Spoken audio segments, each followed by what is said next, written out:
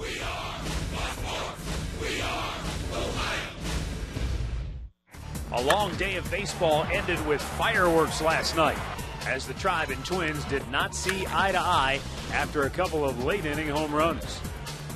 Now the two teams meet for the final time in 2015, and we'll see if things get even feistier tonight. Trevor Bauer makes his first start since mid-September as we enter the month of October. Next on Sports Time Ohio.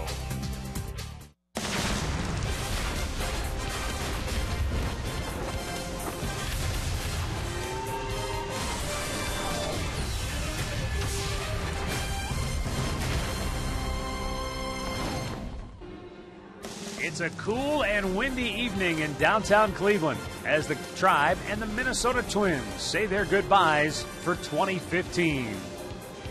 Hello again, everyone. Matt Underwood alongside Rick Manning. Last night's ball game, the second half of our doubleheader, was well in hand. The Indians had a 7-1 lead in the bottom of the eighth inning, and that's when things got interesting. Well, you look at Jose Ramirez. You come up, they intentionally walk Kipnis, and then Ramirez hits a home run, poses at home plate, but then the bat flip in front of the Minnesota Twins dugout.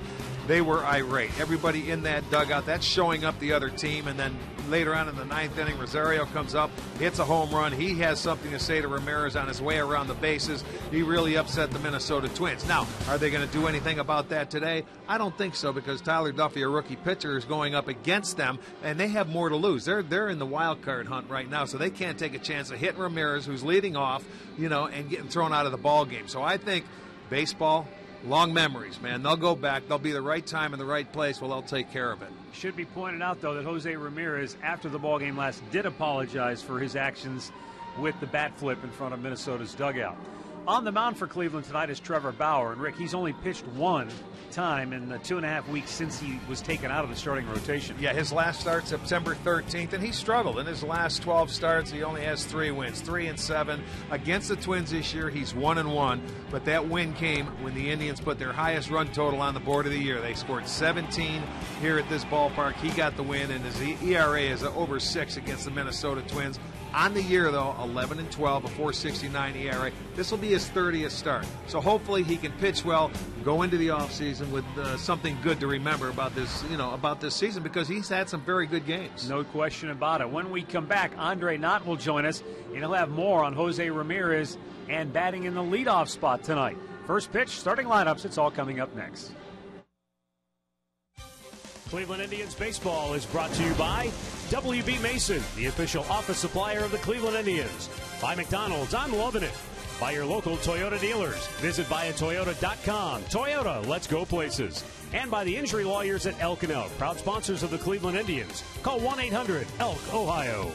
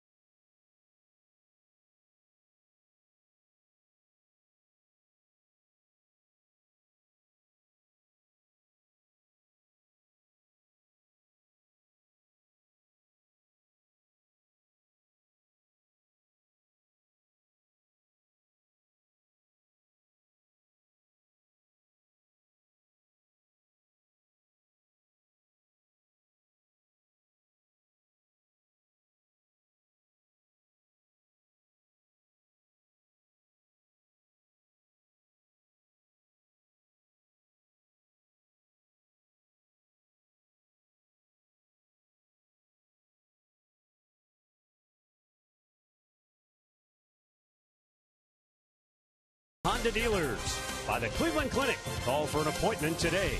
And by the game-changing all-new Ford F-150. The future is tough.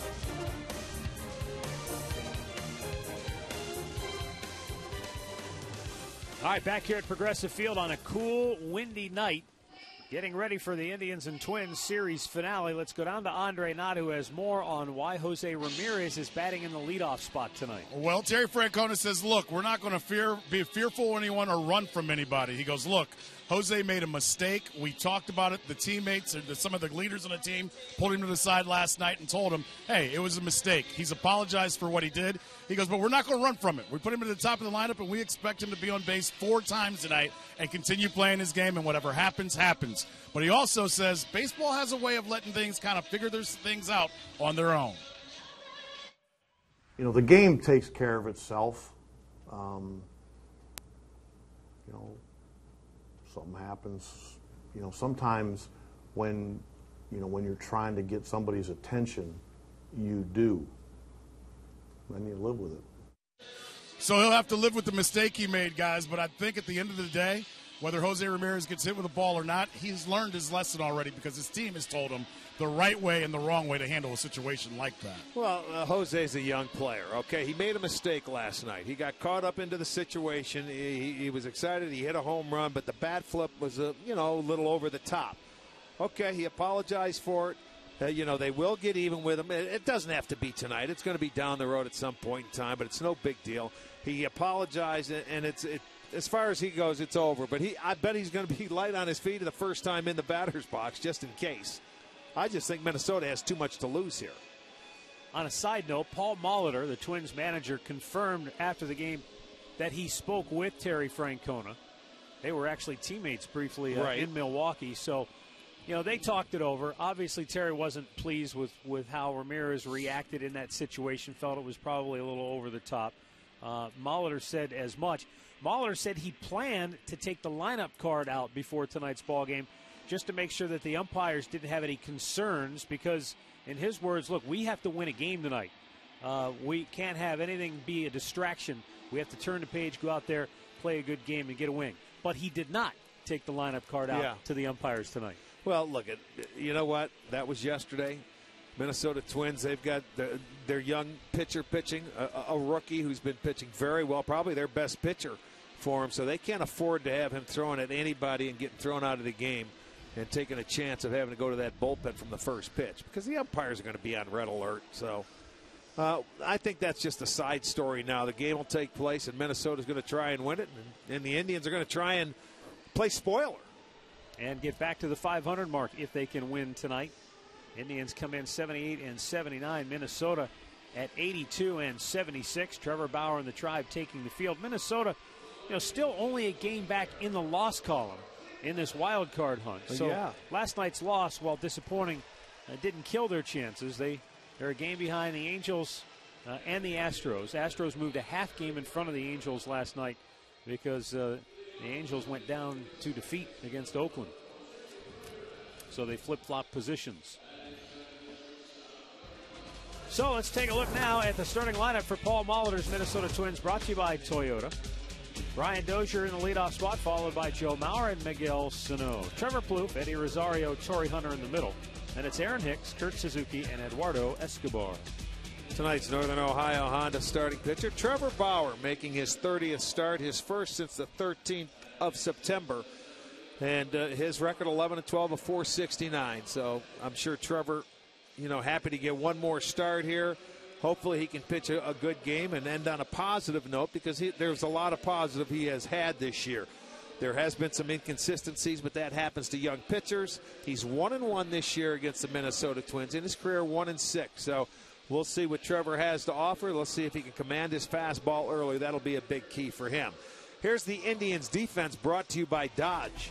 Behind Bauer tonight, it'll be Martinez in left, Almonte is in center, Chisenhall over in right, Urshela back at third base. There's a new face in the lineup. Lindor is at short, Ramirez at second, Santana at first, and Perez behind the plate. Brian O'Nora has home plate tonight. Mark Ripperger is at first, Alan Porter at second, and the crew chief, Jeff Kellogg, is down at third. Our window system's game time temperature is 58 degrees, but the wind is the factor. 22 miles an hour sustained, gusting up to 32 miles an hour as it blows in from right and right center field. But at times, it almost looks like it's shooting out the left as well. So, well, we'll see. It changed yesterday between, games, between game 1 and game 2. It sort of started to blow toward the left field line. It was coming straight in early.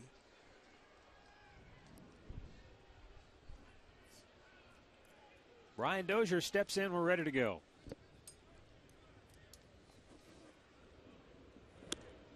Dozier to this point has had a series to forget. He is 0 for 12.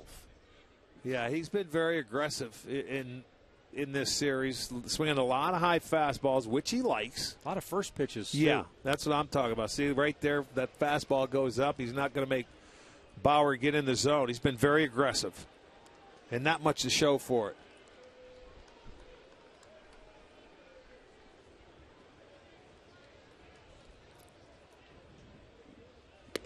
Bullseye, and it's 1-2. He's sitting on 28 home runs. Obviously, first and foremost, he's trying to help his team win, but he'd probably like to get to that 30 mark as well. It looks like it to me. That's why he's been so aggressive. He'd like to get to 30, but, when you cut that swing down, home runs come when you put good swings on the ball. The harder you try to hit them, the farther away they go. You don't hit them when you try.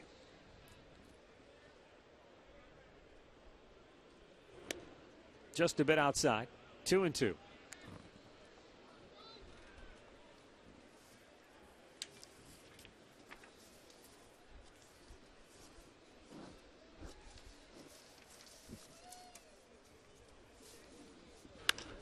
Spoiled a close pitch to stay alive here.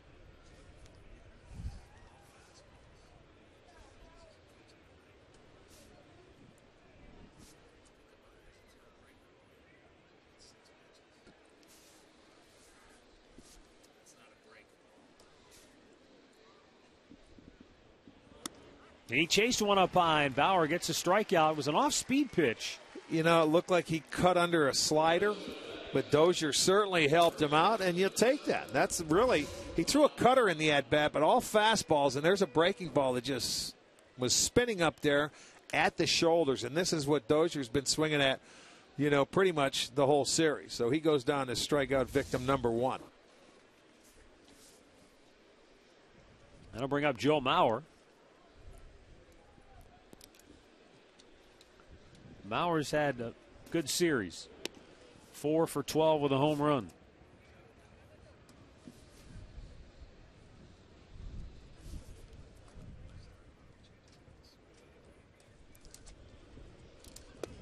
Takes a strike to even it up. That home run for Mauer in the series gives him 10 on the year. But he also has 33 doubles. Yeah, that home run he hit yesterday off Carrasco cut right into, that's when the wind was blowing in the game 1. And he hit a pitch, dead into the wind, and it went a long way. Up into the bushes beyond the center field fence. Liner to third, caught by Urshela. 2 down. Keys to the game are brought to you by Wayside Furniture. For Trevor Bauer, leave a good impression.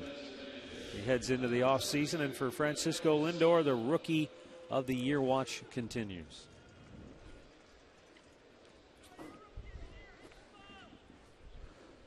Two down for Miguel Sano. Another rookie that's having a nice year as well.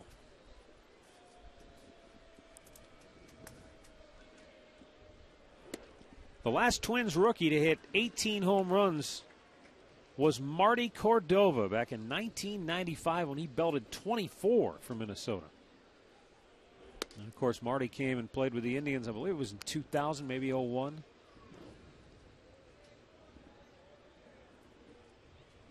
The 1-1 pitch.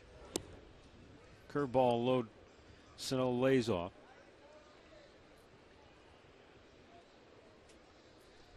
Mentioned it before, Sano not a free swinger. A power guy with, seems like anyway, good plate discipline. Yeah, a nice short swing is what he has. And he can hit the ball out of any part of the park. He's strong enough to do that. And has a good idea of the strike zone. He works the count full.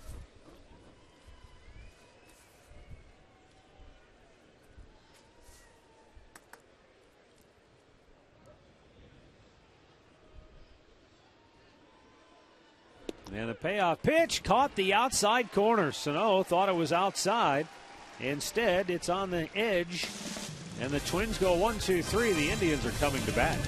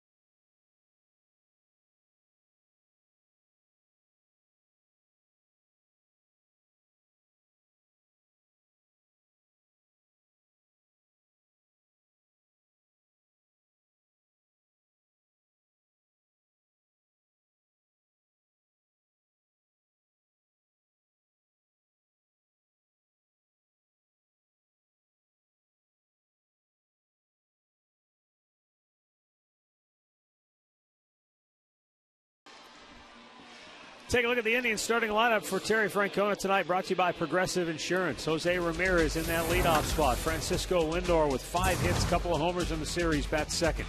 Jason Kipnis will DH and hit third. Then it's Santana, Chisenhall, and Almonte. Roberto Perez starts behind the plate. Michael Martinez and Giovanni Urshela.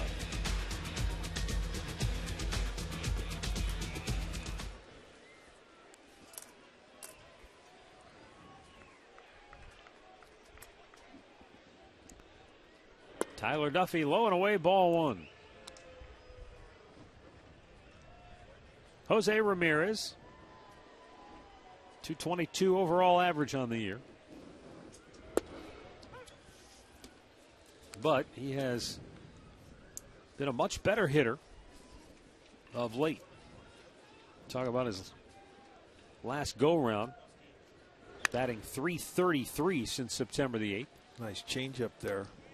1 away.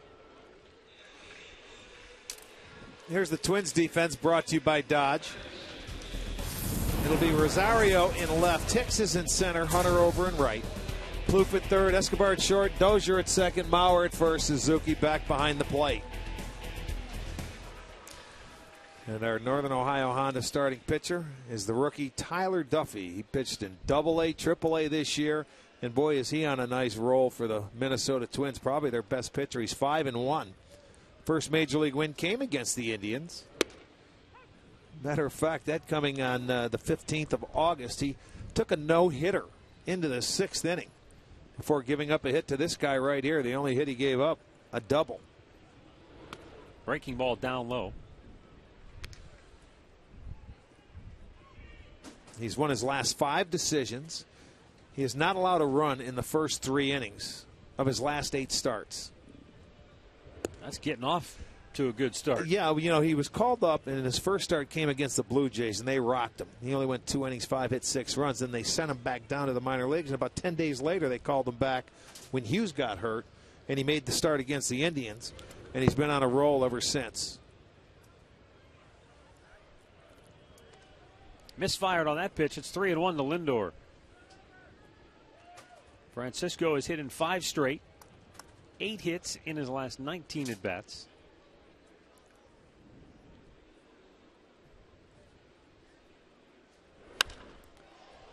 That's hit high and deep but foul. That would have been his 12th home run of the year. He's already hit more home runs as a rookie shortstop than any Cleveland Indian ever.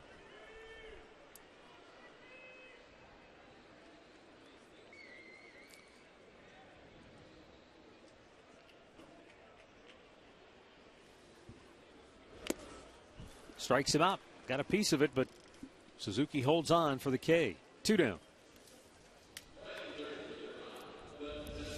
Comes back with a breaking ball and a good pitch. Got a piece of it right into the glove. 48th strikeout in his 53 innings of work so far. He's made 4 starts against the American League Central, Cleveland, the White Sox, 2 against Detroit, and his record is 3-0 this year with a .235. It's like our boy Cody Anderson, who's pitched great in the Central. Jason Kipnis looks at a strike.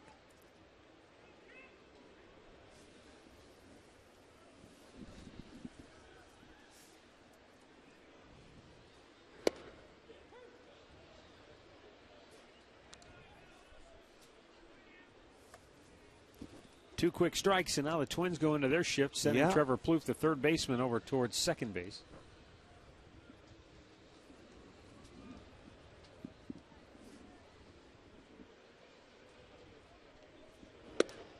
Up and away.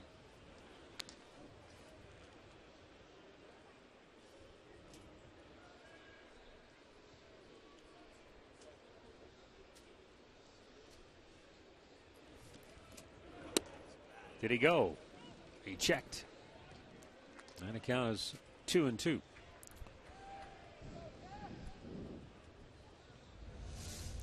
From the side, you can see he holds up.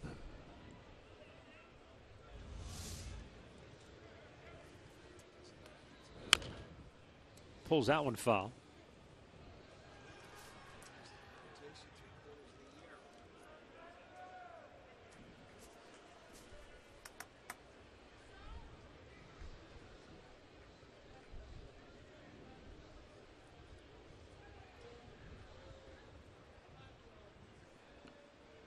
And now Duffy's 2-2 offering is fouled away. So Kipnis stays alive.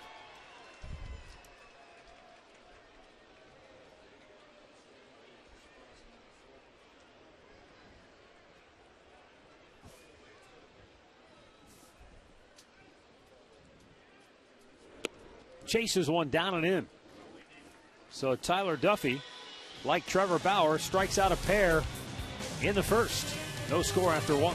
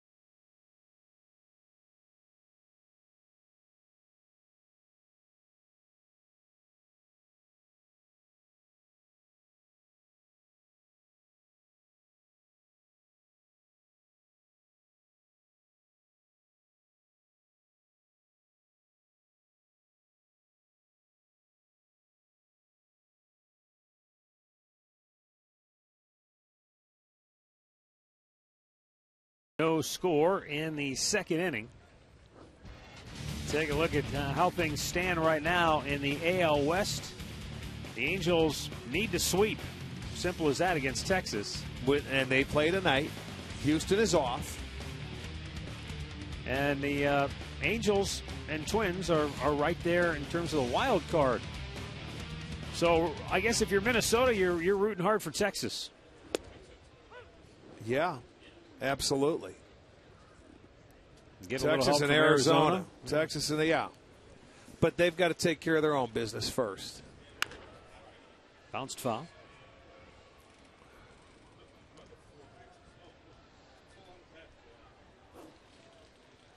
Trevor Plouffe, for his part, has gone 3 for 12 in this series with a home run. That home run, first inning home run on Monday. They capped off a 3-run first inning.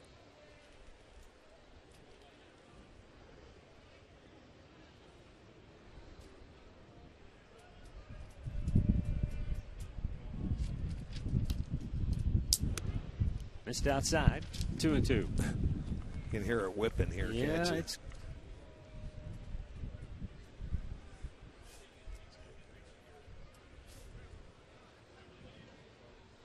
cold and windy.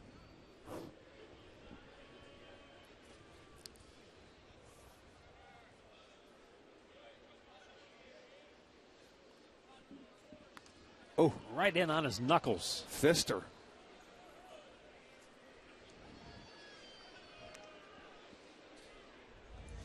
He got inside. There it is. Yeah, man, he just had to foul that off. That ball was running inside. It might have hit him if he didn't foul it off. Hit it out of self-defense.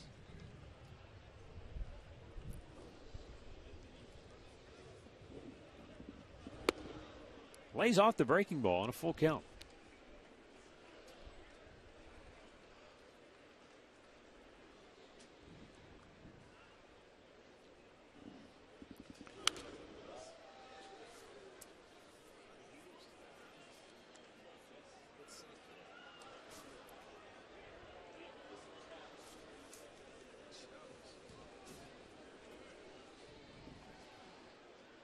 And the payoff pitch is up high, ball 4.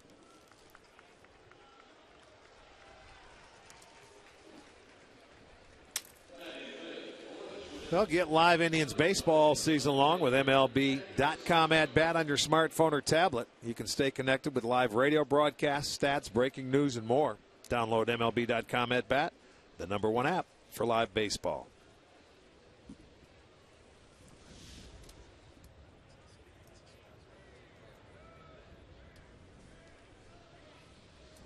Eddie Rosario, left-handed bat, 5 for 11 in the series, and this rookie with a home run last night in that 9th inning. Pops the first pitch up on the infield. Lindor makes the catch, 1 away.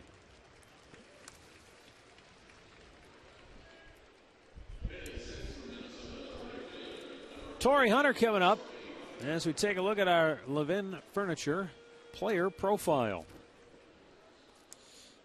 19 seasons. Some pretty impressive overall numbers. Yeah, they really are. Potential Hall of Fame resume.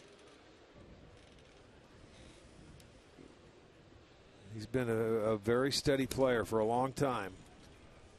And at 40 years old, and very well could come back for a 20th season next year. I would expect to see him next year. I really would. But he's got to sit down and think about it. And it's when Andre talked to him and interviewed him in Minnesota, it's not a physical thing. It's mental. Chopped to short. To second for 1 on to first. A double play. Tribe turns 2 to end the second. No score here in Cleveland.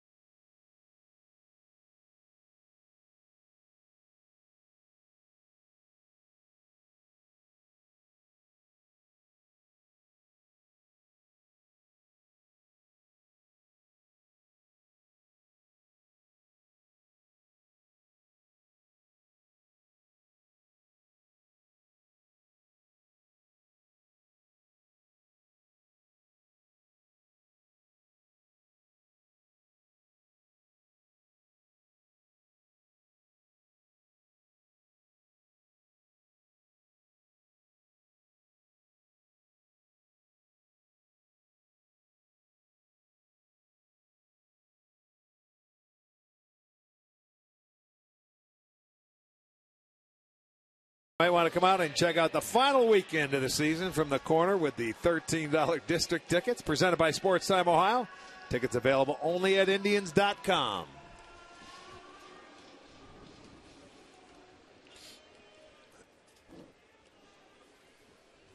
For Cleveland here in the second inning, Carlos Santana to lead it off. Then it's Lonnie Chisenhall and Abraham Almonte.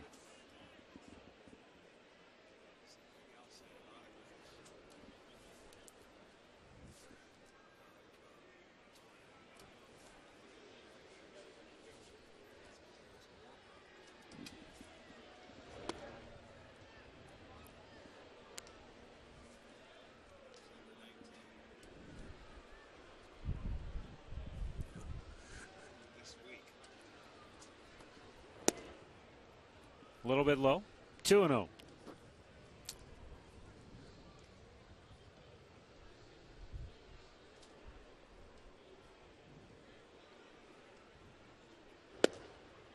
Caught the outside corner.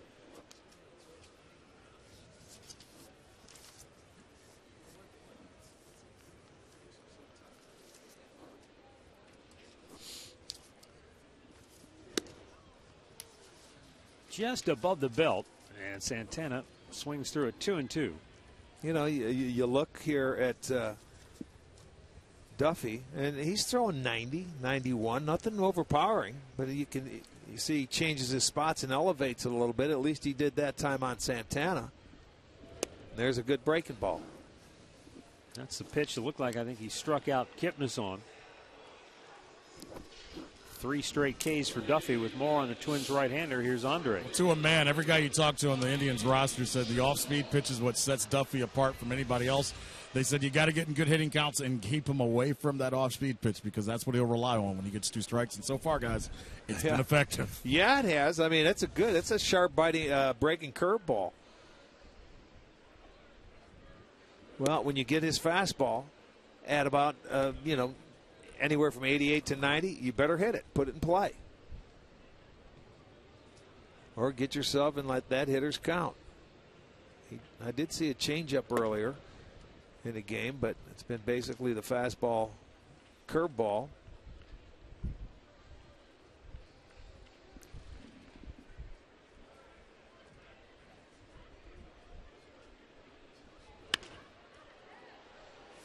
Dying in left field, and it gets down for a hit. Lonnie Chisenhall has the Indians' first base hit of the evening. A 1-out single here in the second. That's a ball that got in on Chisenhall. I mean, it was middle in, and it got around the trademark, but he bloops it down the left field line. It goes for a base hit. So, 1-out single by Chisenhall. The thing that I notice about Tyler Duffy is that, with that delivery he has, he finishes square to the plate. But after he finishes, he flies off to the first base side. But he doesn't fly open on the delivery. That's obviously something that can, at times, maybe get out of whack with a guy who flies off like that.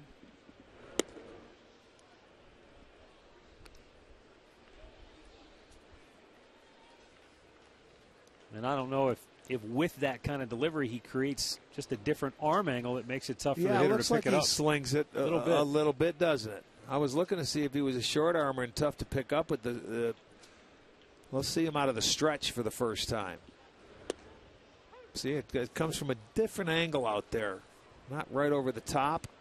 There was a breaking ball to get in for a strike.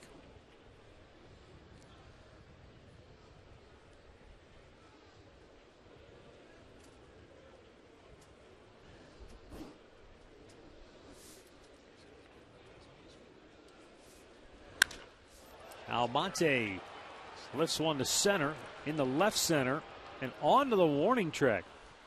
Aaron Hicks tracks it down, 2 away.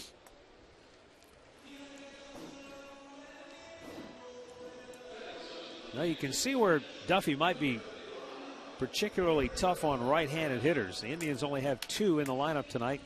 And here's the first, Roberto Perez.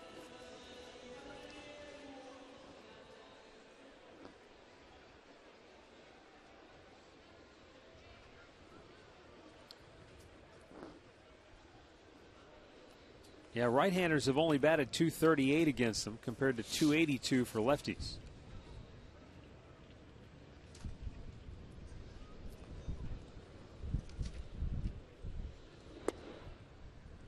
Although this says in his last start, that was against Detroit, the right-handed bats went 7 for 17, and the lefties were just 1 for 6. Well, again, he's only pitched once against the Indians, so not much of a book on him. And the first time he pitched, he was terrific.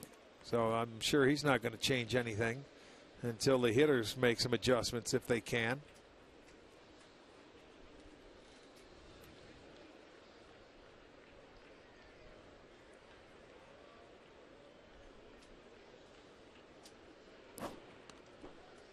Almost threw it away. Mauer holding Chisenhall at first.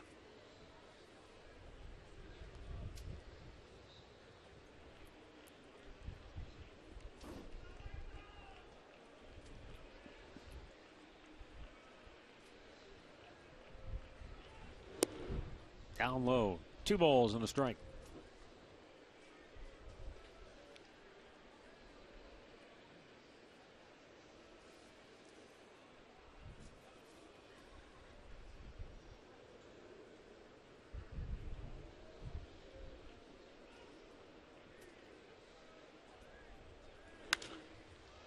Perez pops it to right field. Torrey Hunter over near the line.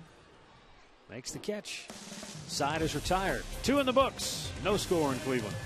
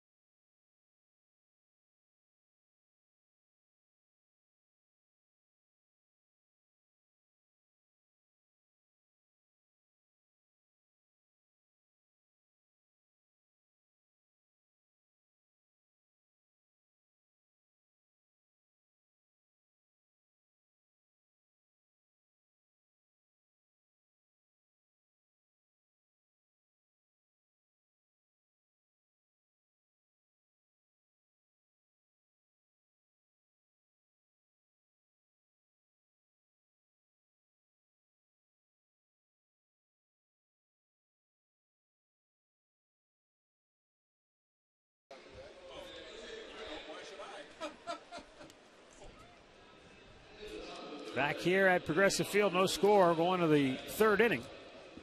And it's the bottom third of the Twins' order due up. Aaron Hicks to lead it off for Minnesota.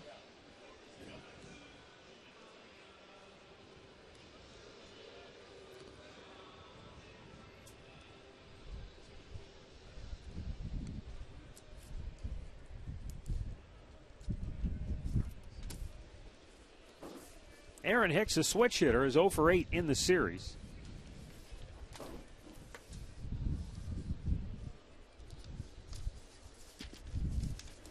And that pitch took off. Ball 1.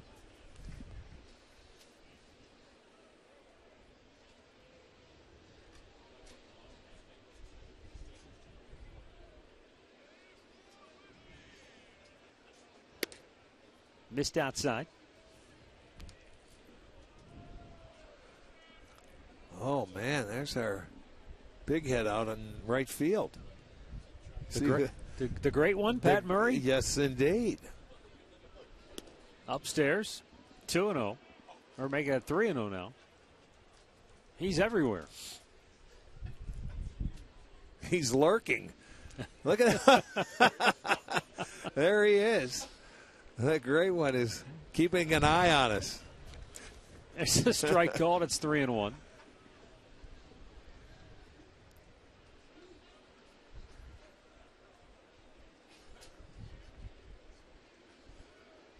Bauer deals, and it's ball 4.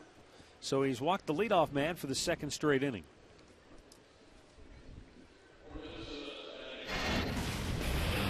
Our great clip of the game.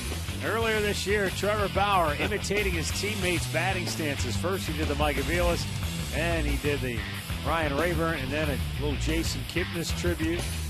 That's when we were in Pittsburgh, and that was very entertaining that night. You remember we were having a little rain delay. It was raining, and he ended up getting a hit that game, if I recall. Well, he held his own at the plate this year. Yeah. That was very entertaining. Outside to Kurt Suzuki.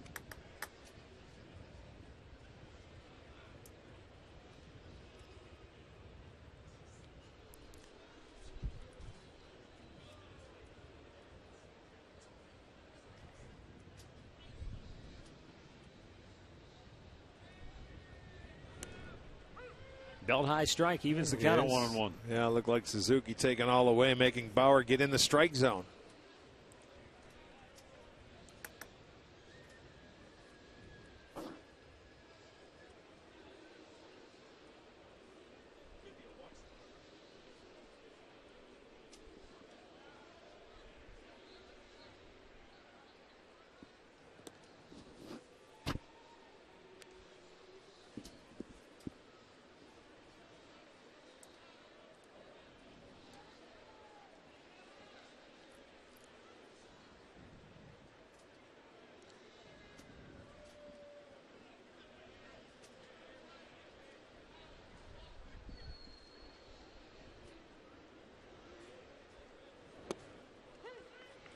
Good slider.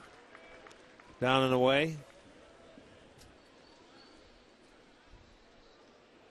See, that's a pitch right there when he hit for it. That 1-1 count again. We talked about it yesterday. When you get the strike, takes the aggressiveness or the maybe starting the runner or putting a hit and run on. You're at the bottom part of the lineup, so right now a 1-2 count, you wouldn't do it. Chops it up the middle. Lindor will step on the bag, flip it to first, and turns the double play. Second straight inning, the Indians have been able to get a double play. So the walks, that's how Bauer erases them. Makes his pitch. Lindor decides, I'm just going to take it myself. Step on the bag, throw it to first. Well done. It's probably one of those plays where as soon as he charged it, that was in his mind. Yeah. To just go himself. Yeah, if you don't have it, you know who's running. The catcher's running. You have maybe a little extra time there.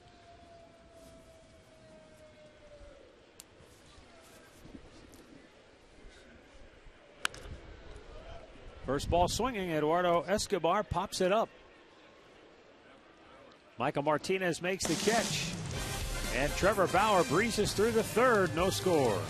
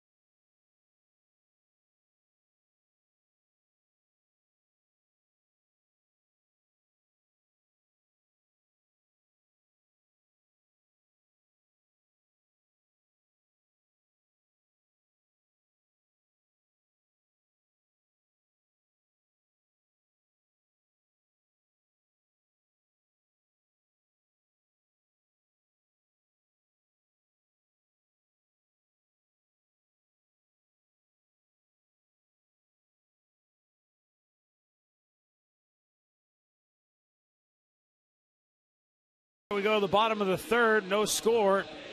Michael Martinez, Giovanni Urshela, Jose Ramirez due up for the Tribe. And we'd like to welcome into the booth our esteemed director, Pat Murray. Hey, boys. How are you? Good to see you.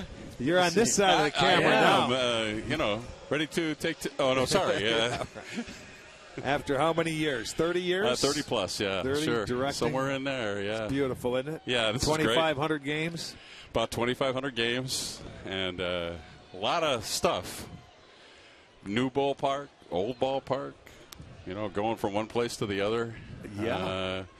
Going from 4 cameras to 10. Yeah, exactly. I mean, with technology, has that been one of the toughest things to deal with? I think the biggest thing, too, Arch, that's really it. It's been really, since we first started, you think about the graphics, even look at how they've changed, and, you know, all the speed stuff we have now for the pitches, and just all the different camera angles. It's just outstanding.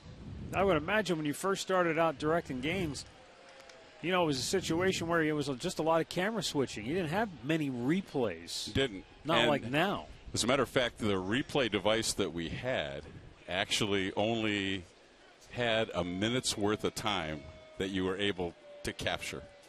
So if there was a home run that was hit. Martinez sends one to center field, almost misplayed by Hicks, one away. Go ahead, you can talk. Okay, well, so if there was a home run that was hit, basically what would happen is we would section it off into a little part of this device so that we could keep it for later if we wanted to have it. But again, only a minute's worth of stuff compared to now where you have all this recorded material that goes on and on and on forever that way. And we also, the graphics were done back at the TV station. We were at Channel 43 then, so we actually sent the video back. And we did it that way. And that was really interesting, too, because you would sit in the truck, and instead of worrying about getting the graphics like we see now on for the batter, what would happen is we would just go ahead and say, hey, we got a batter shot coming, and then we would get the batter shot, and then they would put it on back at the station and make sure that they lost it before we went to another shot. So there was a lot of coordinating. You know, back in the days of fax machines when we were doing lineups and stuff, you remember those days when you started and everything, how just... I never wrote out a lineup. I remembered them. Giovanni Urshela drives on up the alley in right center, and he's got a one-out double. But you're going to miss talking to your boys around here. Has it really sunk in that this is going to be your last year? You know what? It's starting to now. I think like tonight and this weekend, it'll kind of be one of those things where, you know, it's kind of we hit the last weekend of the season. Yeah. And, you know, and as you guys know, along the way, I've been talking to everybody on the road a lot and stuff. And here at home, we knew we were going to finish here. So it would just kind of save that till the end. But, yeah, the guys and gals here that work with us here at home, they're really, really special. They do an awesome job. No doubt. Yeah. I mean, you've worked with them for years and years and years, and they're still here. And even Brian's still here. Are you going to be happy that you won't have to listen to him next year, wait, Brian? No. Don't wait. Of all the people, don't ask Brian. I have to. He's next to me. Your favorite road city to go to and televise in? What is that? You know what? It's always, believe it or not, it's always been Oakland. Really? No, really. And I know it's a big cavernous place for play. I know why. But the angles are everywhere. You can get into those dugouts. You can be on the outside looking in. A lot of times now we're so hampered in on the sides, and the angles that are up top are really nice. From the new ballparks you're talking about, the angles are cut down. Yeah, they cut them. They changed them, and some of them aren't as good as maybe they should be, or you think they would be. I wouldn't think Oakland. You made $10 more there. That's why. There's a ground ball to first, 2 away as Urshela goes over to third. But, you know, in the same vein, we have to say that in working, how about in 1994, prior to that, working with the folks here from the Indians and everything else, putting this place together for different angles and such. I mean, I have to admit, I think they really did a nice job here, too. Right. They really, really put it together well, and they couldn't have been more cooperative with us. So what are you going to do with your time now? That's a good question, Matty. I haven't really thought too much about that. I have a golf game that needs to be severely worked on. Well, I've got a good instructor for you. His name's Jim Hanlon. Oh, Jimmy, okay. Jimmy, if you're out there, help. You're a musician, though, too. I am. I play the drums. I play at it. So I would like to get a little better at that, too. That would be something else that I would really like to get more involved with, where I could actually just play a little bit longer and a little bit better. So, yeah, I'd like to try that, too. Well, you'll have time to work on it then. Yeah, and I might keep my hand in doing some sporting events and some stuff. I mean, I guess the good news is there's a lot of really great people in this business, as you all know, like you guys.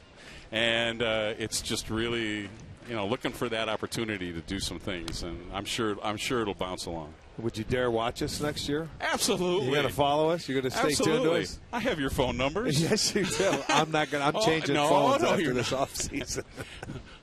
Arch, why would you say that? I mean, I can't believe it's been 9 years already. I know. For me, anyway. This will be 10 for the whole operation that we got into at the start of all this, and and it'll be great. Well, congratulations. Good luck, Thanks, Pat. guys. Good luck. Thanks for coming on. Thank you very much. Thanks, we Arch. love seeing you. Thanks for all your the help. best, Thanks, my man. Matt. Thank you. Thanks, guys.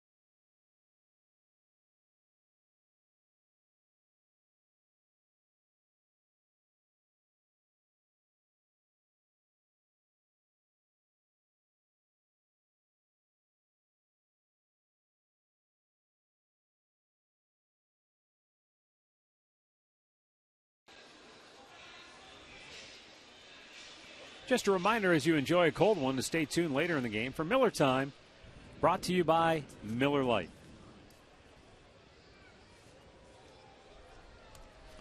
Fourth inning. And we still have no score.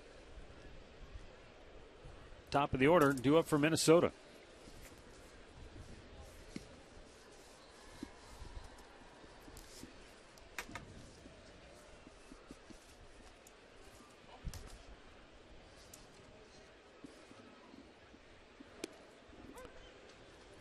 In the first 3 games of this series, somebody scored in either the first or second inning of every game.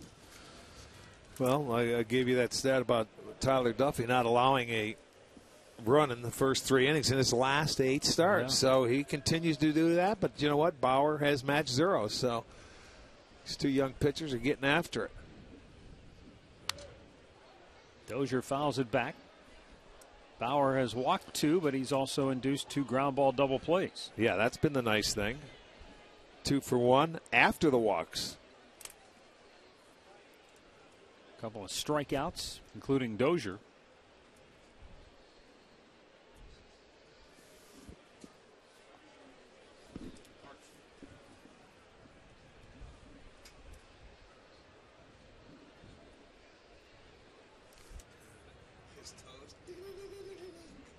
Now the 1-2. Breaking ball. He couldn't get him to offer. Bauer's had 5 0-2 1-2 counts to this point. It's funny, you know, with Dozier, he'll spit on anything that's down like that, but you throw it up around his eyeballs, and there's a good chance he'll get after it. No doubt. Chops it to short. And Dozier now 0 for 14 in the series. Down to Andre with more on Bauer. You know, when you talk to the Indians, they said, look, we're not trying to redo, you know, Bauer, but we just want to redefine him a little bit. When I talked to Trevor yesterday and I go, what's the biggest thing you've learned since your last start? And he said he learned how to play with his drone better. But then he laughed and he just said he's got to find a happy medium with how much he loves baseball and that dictating who he is and what he is. He says a lot of times in his life when he was pitching well, he was a happy guy. When he doesn't pitch well, he says he thinks about it too much and it takes over his life. So they really have just tried to calm him down and just redefine how to pitch and told him to enjoy this more than anything else. Well, you're right. When it gets too mental, we've seen it with him sometimes. He battles himself out there on the mound. You know, he walks people, and, you know, sometimes he has so many different types of pitches. If he can sort of like, you know, tighten it up and throw 3 pitches instead of 6 and control those 3 that you're throwing, you know, he might be able to be a little more consistent. And I think that's what Terry and the staff's looking for, consistency from him, because he has great stuff. Got a good fastball, good curveball. He's got the changeup. He's got a nice slider. And that's the other thing. They've told him, you've got good stuff. You just got to learn how to use it. Right. And you know, and he said, and we talked about this the other day when we talked about young pitchers. You can have good stuff. It's still going to get hit up here. And that's what they're trying to tell him. Hey, sometimes you're going to get hit, but that doesn't mean you have to tear everything down and start over every time that happens. Now, he did that one year where he went with the wind-up in the whole 9 yards. But you know what? He's good enough athlete that, you know, he can be successful up here and can pitch for a long time if he straightens it out. And he's still young enough, he's going to straighten it out. Payoff pitch. Hit the left. Pretty well hit. It's over the head of Martinez. And into second base is Joe Mauer with the Twins' first hit of the night. That's one of the plays there. A ball that, when you're playing left field, windy conditions, a line drive over your head. Now he's going to break out and turn to his left, but the ball's going to end up over his other shoulder because of the way it's sliced that way and the wind's pushing it that way. So that's making it doubly tough for Martinez. Actually, what he probably should have done, and it's easy to say up here, you've got to turn the other way. You know, your other shoulder, instead of turning to the left, turn to your right, and you would have been right there. And play for that slice to come back to you. Yeah, but it's hard to do when you're not an everyday left fielder. Yeah, I can understand that. Very difficult play right there as the outfielder. And in left field, you get more slice than any other position out there. Miguel Sano out on strikes his first time up on a perfect pitch by Bauer. And this time he gets him to swing and miss at an off speed.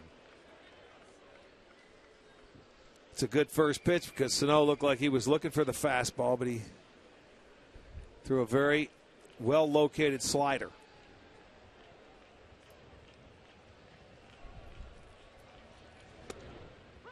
Comes back with another one, and it's quickly 0-2. And Bauer's the kind of pitcher, he reads hitters. You know, when he sees somebody, he feels he has them set up for a certain pitch, he'll go ahead and throw what he wants to throw out there. He's got to know the hitters and things like that. But this is his 30th start this year, so I guarantee he's learned a lot. Went to a big curveball hoping that Sano would be in protect mode, maybe get him to chase. Well, this is where the Twins have been very good this year. They're the 3rd best batting average in the majors with runners in scoring position at .282. And they've been even better against the Indians, hitting .313.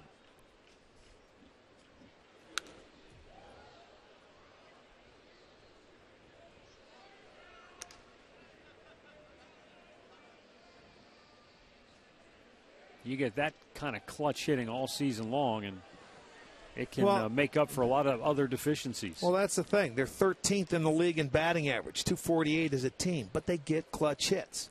And that's why they've outscored the Indians. They're 7th in the league in runs scored. They have 689 runs. They get hits when they count. You know, they don't walk a whole lot. They 423 times.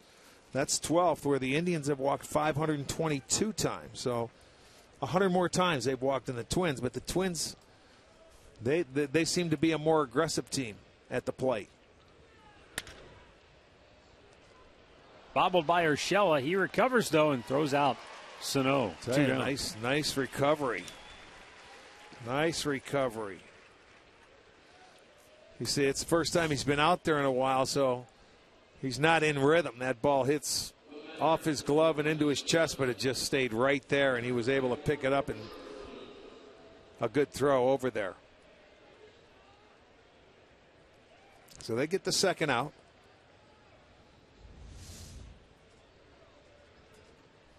Yeah, a lot of times when you don't catch it on that side of the infield, it'll go as an error, you know, because it didn't roll that far away from him. Trevor Plouffe, the batter. This is the guy that's been very tough in RBI situations. His 68 runs driven in with a runner in scoring position are the 6th most in the league. And only Josh Donaldson among big league third basemen has more than Plouffe. Yeah, that's why we talked about this guy yesterday. He's underrated. Not a whole lot of people know how good he really is. He's good defensively. He has 22 home runs, 85 RBI. Also has 34 doubles. He's having a really solid season.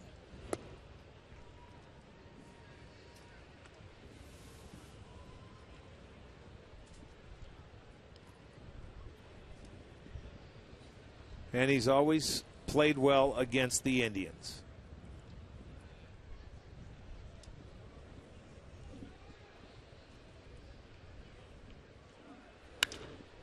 Sends one to center field. Pretty well hit. Back is Almonte. Can't get it.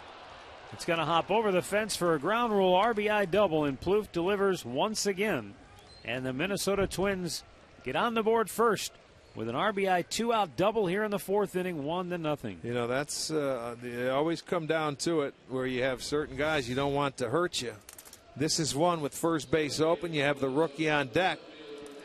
But Plouffe comes up and gets a clutch hit, and they are going to play from in front. You can see Almonte going back. It hits the track, bounces over the wall. So he had to hit that ball very hard with that wind knocking it down as well.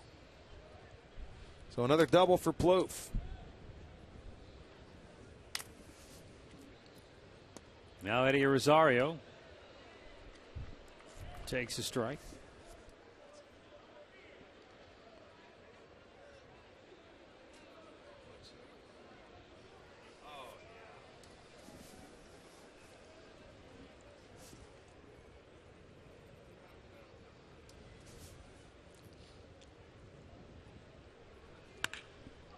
Oh, nice stop by Santana, but it rolls away briefly. Bauer beats him to the bag. Side is retired, but not before the Twins get a 2-out RBI double and take a 1-0 lead.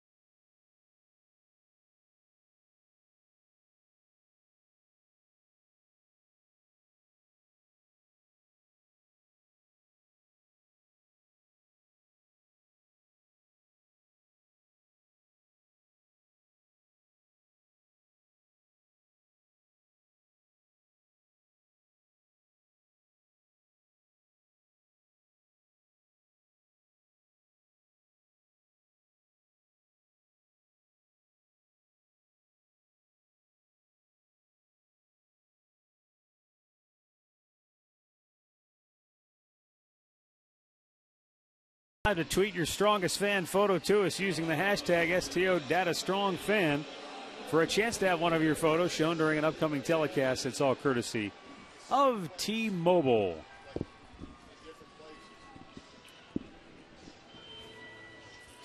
Home half of the fourth, and for Cleveland, Jason Kipnis, Carlos Santana, and Lonnie Chisenhall due up. Tyler Duffy handed a slim 1-0 lead now.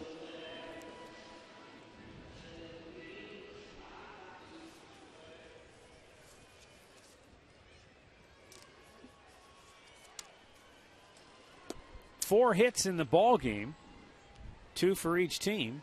3 of the 4 have been doubles. The 2 by Twins accounting for their lone run.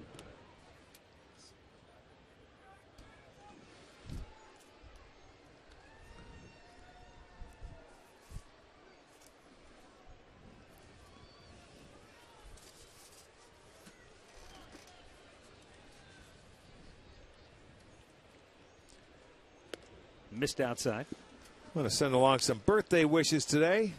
Mr. Hal Narragon is turning 87 today. Hal was a former player with the Indians for 7 years, including the 54 playoffs. So, Hal, happy birthday, my friend. Very nice man. Yes, he is. True gentleman. Yes, we get to see him at the golf outings. He's still out there playing golf. Yep. Now the 3-1 to Kipnis. And a foul back to run the count full. Also like to send out a special happy birthday to Rich Rusinski. Celebrating his birthday was yesterday, but sorry we're late, but a very happy birthday, Rich. And also to Ardella Rolfe of Painesville is 89 today. Happy birthday to you. Kipnis to right field. Back is Hunter. He's out of room. It's off the wall. And Kipnis is going to turn and hold with a leadoff double. Thought maybe he had designs on turning that into a triple, but it was backed up pretty well by Aaron Hicks, so he decides to hold right there. He's in scoring position to start the inning. Well, with this win, there's a lot of doubles. A couple of them might have been home runs. This ball might have been over the head. I think it also tricked Torrey Hunter because it was over his other shoulder. That wind is doing stuff with the baseball. He missed it by 3 feet. He thought he had a beat on it, so Kipnis goes into second. So back come the Indians, see if they can answer the run that Minnesota put on the board in the fourth. Used to hate playing in the wind because it does so much to the baseball. You don't realize it until you're out there. You have a tough time hearing.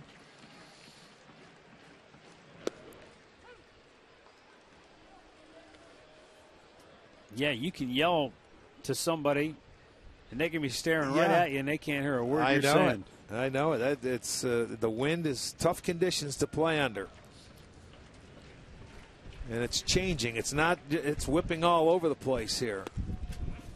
Well, and plus, I think you might think you've got an idea what the wind's doing, but in these stadiums, it'll come in from right now. It looks like it's blowing straight in from center, right center field, but it hits the area behind home plate, and then it'll move the ball a lot in the outfield.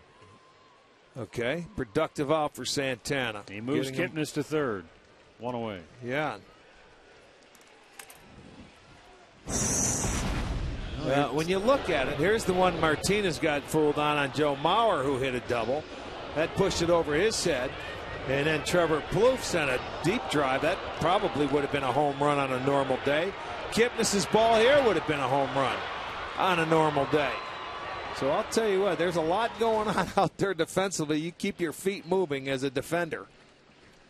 Now Chisenhall with a chance to tie the game up. Infield in for Minnesota. Lonnie takes low, ball 1.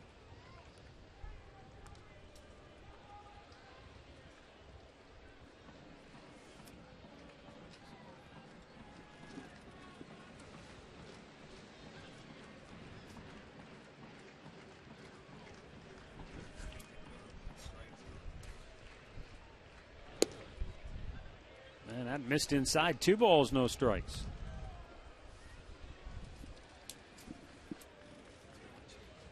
The runner has scored 14 out of 23 times when Lonnie has a chance to drive him home from third with less than 2 out.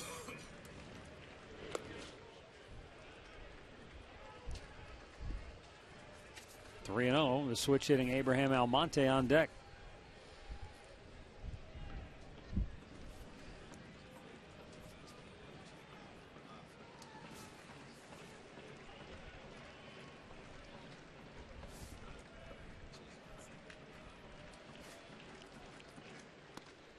And he walked him on 4 straight.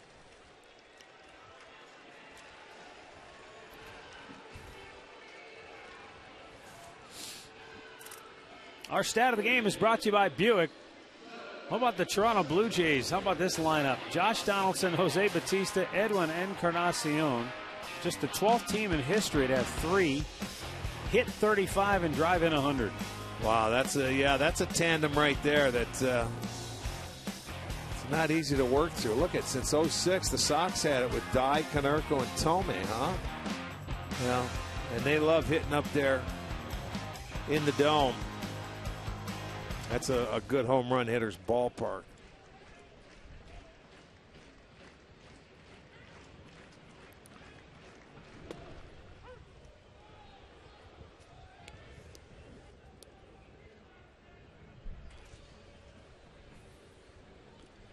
Well, after Toronto clinched the AL East, they had rested a lot of their guys, and they lost earlier today to Baltimore. Yeah, they still have home field advantage. Even though they lost today, Kansas City could come into a tie with them if the Royals win. Yeah, you know, but if they finish in a tie, Toronto and Kansas City, Toronto ends up winning because they beat the Royals 4-3 this year on the tiebreaker. Royals White Sox just underway in Chicago. They're in the first.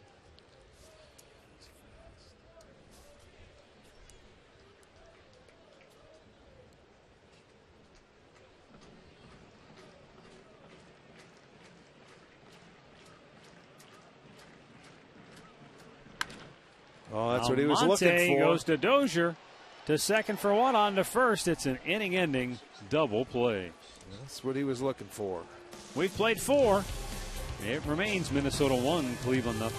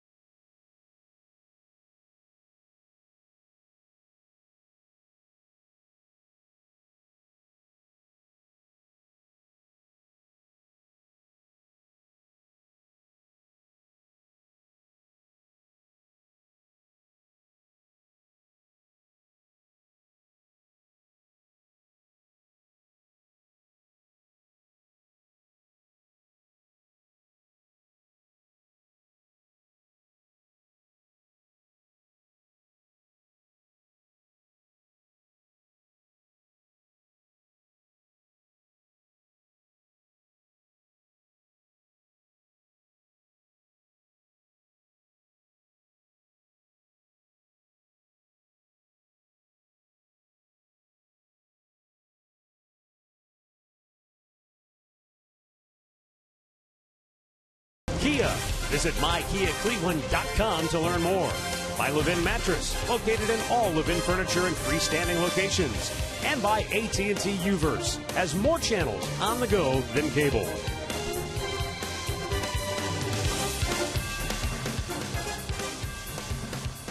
Look at Mark out there. Our retiring director, Pat Murray, has the night off. He's got a He was family sitting and with friends. his friends, Marco, huh? He's getting the royal treatment tonight. He'll be back at the controls tomorrow for the final 3 games to wrap it up.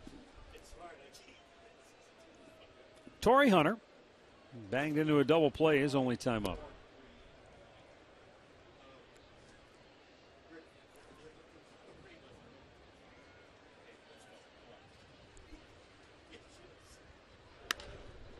to center field. Almonte makes the catch.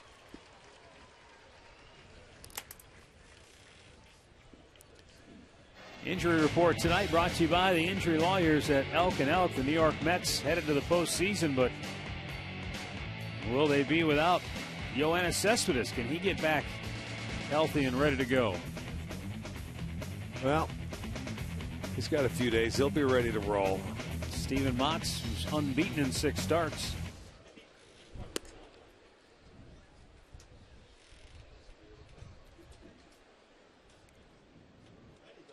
Well, it seems like everybody, no matter what team you look at, whether you're in the hunt or not, they're all banged up, man. It's the end of the year. Those teams that have going into the playoffs, some of them, you're going to have to see them get healthy, whoever's out, and hopefully the timing is right. Just missed inside.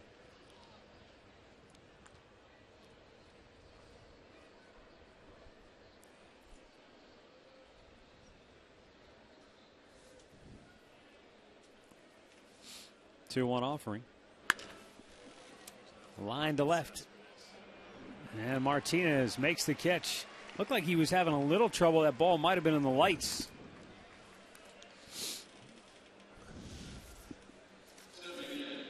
Well, check out the Tribe during the final homestand. $10 bleacher tickets. Come on out Friday, Saturday, Sunday is left. You can get $10 bleacher tickets for the last time. Indians.com.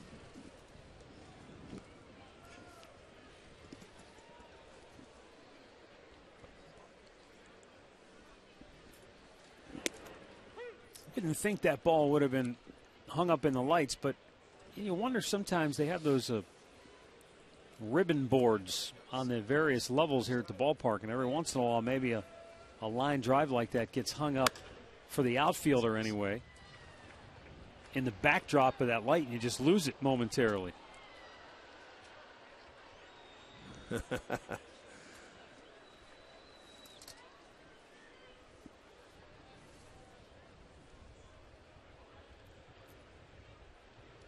Two-strike pitch. Got him looking. Bauer goes through him quickly here in the 5th. 1, 2, 3 on 10 pitches. It's Minnesota 1, Cleveland nothing.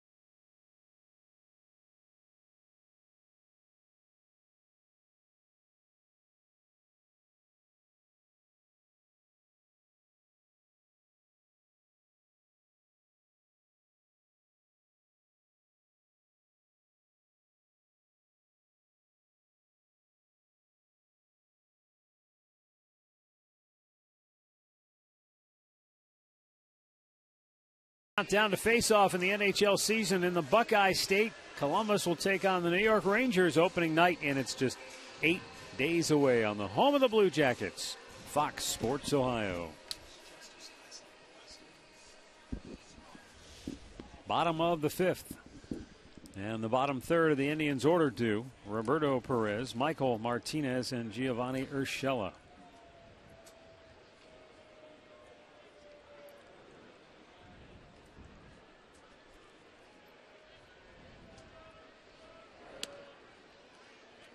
Low and away, ball one. Perez fly to right, his only time up.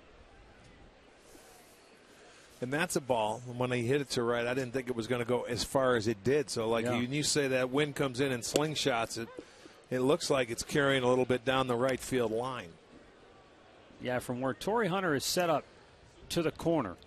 Might get a little boost if you barrel one up down that way.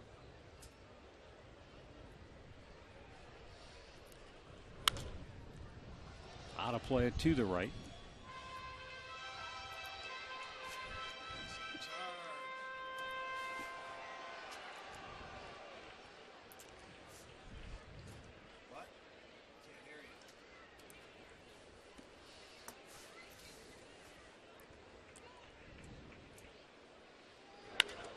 Shoots one right up the gut. Fourth straight inning, the Indians have a base hit against Tyler Duffy.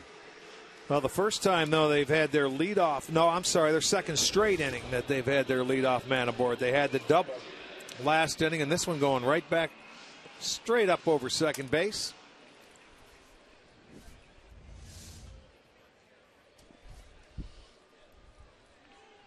Now Michael Martinez, who fly to center, his only time up.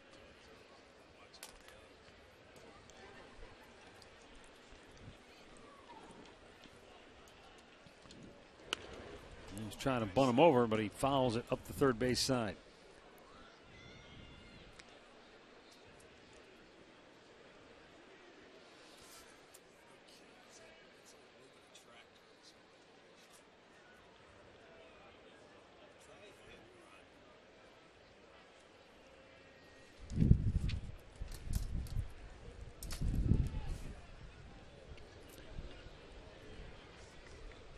He squares again, pulls it back, and it's even up, 1 ball, 1 strike. I'd like to see him try a hit and run here because I think this guy could put the bat on the ball. Because you're bunting over Perez, a guy that doesn't run very well. See if you can first and third him. Suzuki quickly throws to first to get Martinez. Did a nice job, though. He got it done.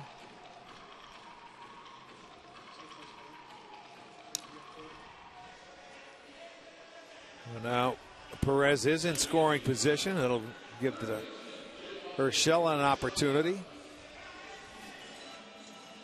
Gio double to right, his only time up. He plugged the gap in right center field in the third inning.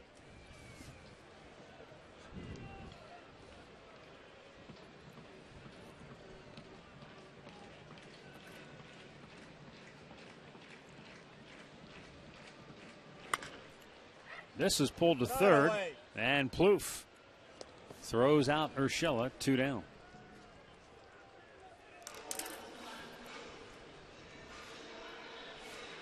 Well, fans can enjoy fireworks tomorrow night out at the ballpark. The Indians will take on the Boston Red Sox. They're in for the weekend, the final weekend of the year. Fireworks will follow a sing-along theme and are presented by Wayside Furniture. Visit Indians.com for your tickets.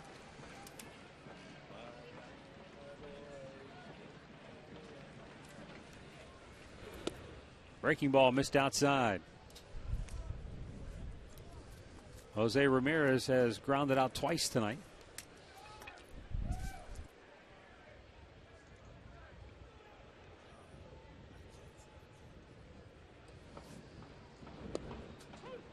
Takes the strike over the outside corner.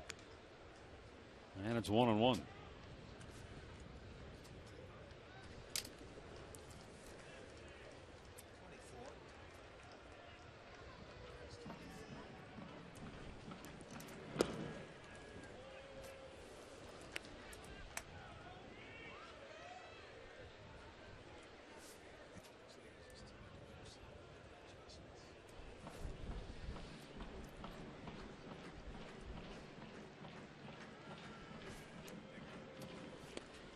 Way outside.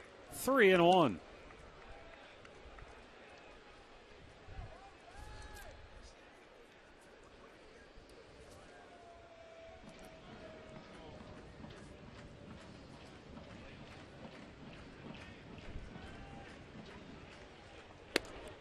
Duffy burns a fastball in there. And as you pointed out earlier, it's not overpowering at 90 miles an hour. No, it is not. You know, like they say, that breaking stuff really sets it up and must get on you much quicker than what it looks. Comes back with his bread and butter. That'll end the inning. 5 strikeouts for Tyler Duffy. Twins lead it 1-0.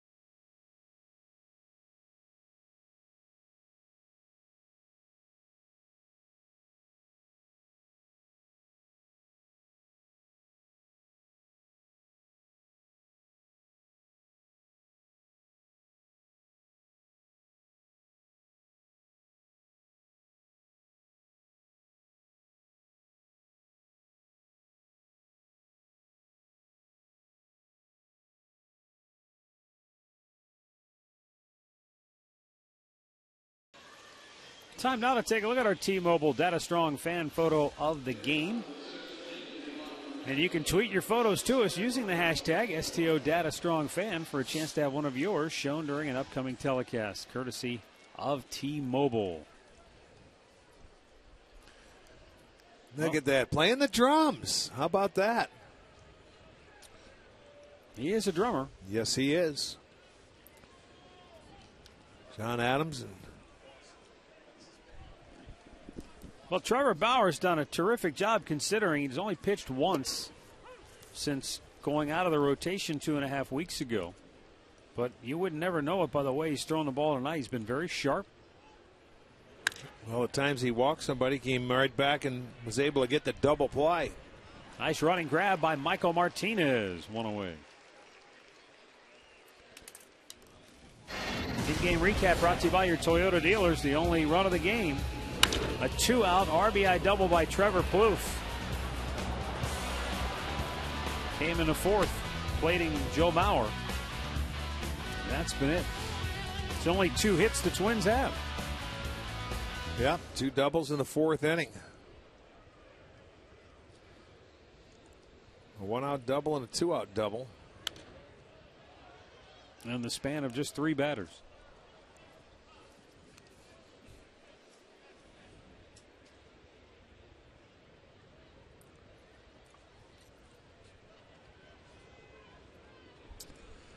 After tonight, the Minnesota Twins will head home for the final 3 games and finish up with the Kansas City Royals back in Target Field. Kansas City just starting. They're 1-0 leading the Chicago White Sox.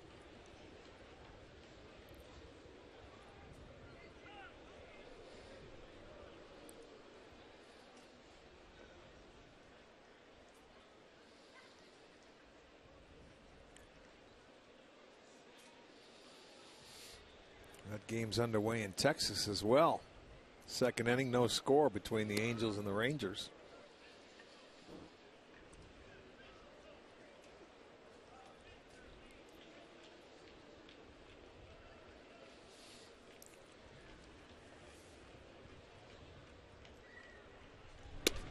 Just a bit outside. 2-2.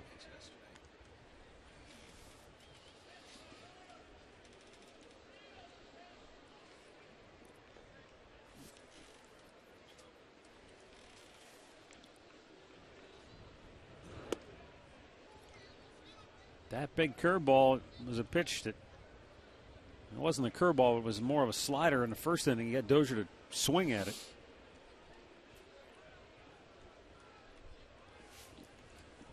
Full count, payoff pitch. Right at Lindor.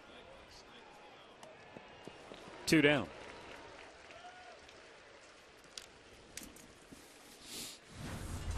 Well, when you watch Trevor Bauer go about it tonight, he was able to get, that was a breaking ball that he did not where he wanted it. He's had his strikeout. He's had a nice little slider. And after the walks, he's been able to get 2 double plays in back-to-back innings. So he's had command. And I like the way he started the game out. It seemed like a lot of fastballs to get a feel. Maybe that's because he hadn't started in over 2 weeks. But Trevor's done a nice job. Just the 2 hits allowed.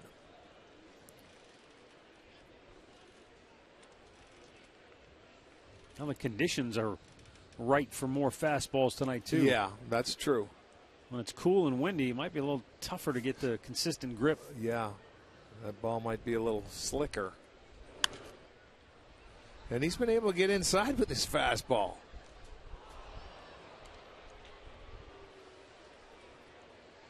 Nice play, Grady.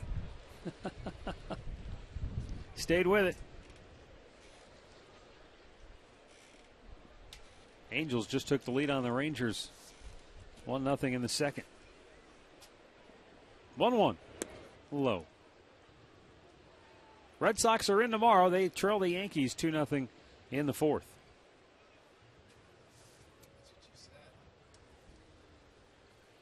Boston riding a 6-game winning streak.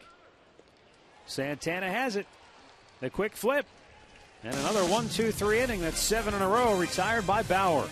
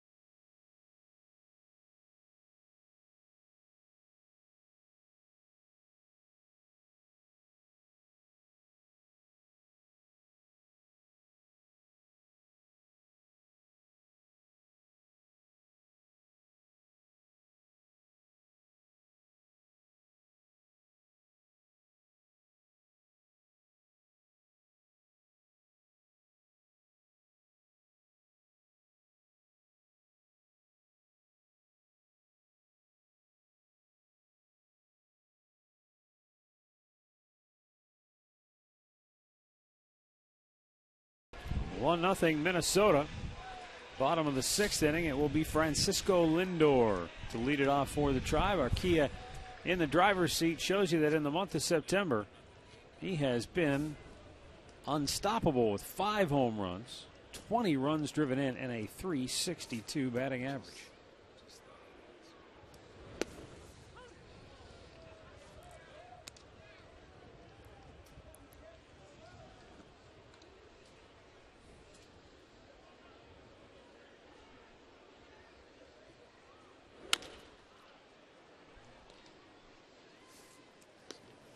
Lindor retired, 1 away.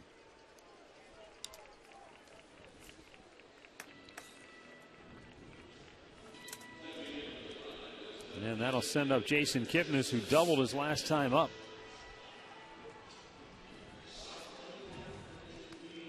Tribe has a hit in 4 straight innings.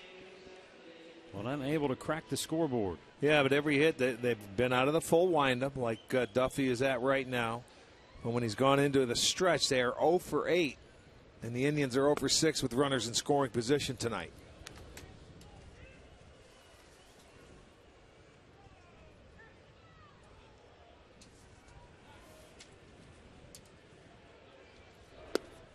There's that good breaking ball, and that has been an equalizer for Duffy. Boy, you talk about a swing and a miss pitch for him. It's exactly what it is. This young man, 24 years old, started in Double-A this year. Split it between Double-A and Triple-A.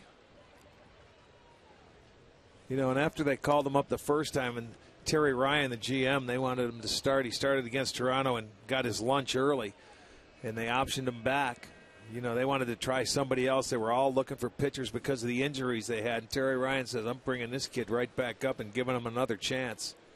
And that last chance came, or the next chance came against the Indians, and he hit them in 6 innings. But there's something about this guy that looks like it makes him tough. He's got pretty darn good control. He's got a great breaking ball. Now, he's not overpowering. We showed you his fastball is 90, but that's the difference maker right there. He can locate it down in the zone. He made his pitch when he had to. When they had a man on third and 1 out, he walked Chisenhall and got the double play ball, and he fell behind Ramirez there. He ends up getting the strikeout to end that inning when they had an opportunity. So he's been able to make the pitches when he has had to. 9 ground ball outs for Duffy.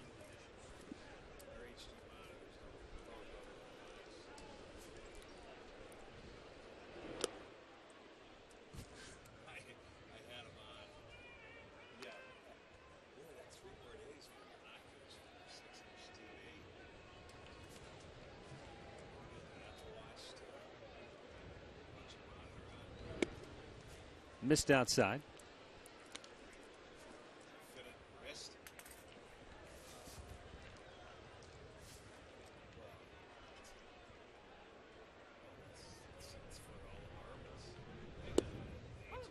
There's that breaking ball again. He just drops it in anytime he seems to need a strike, whether it's just to get one called or get a hitter to swing at it.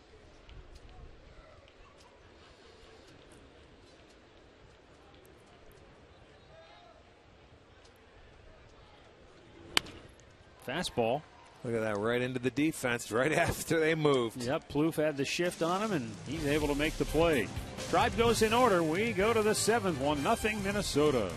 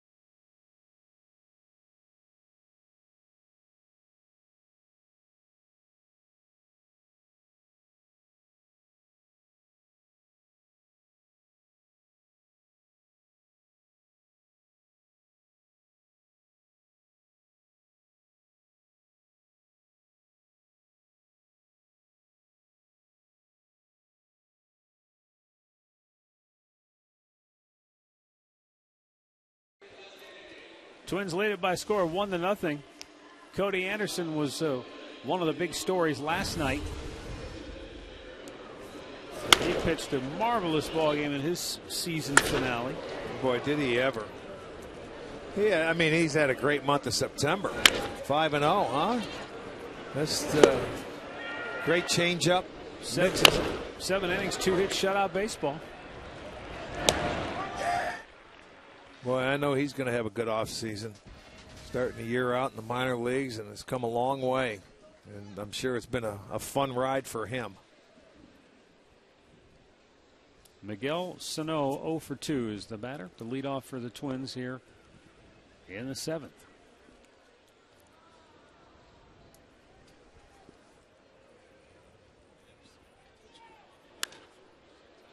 Pops it up, shallow right. And Chisenhall makes the catch.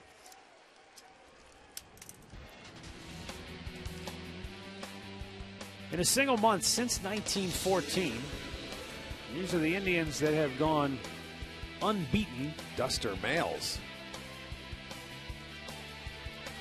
With 5 or more wins. Satchel Paige, the heater, Neil Heaton, and then Cody Anderson. Yeah, what a month that was. Rookies, doesn't matter. Good month for anybody. All of those were either August or September, too.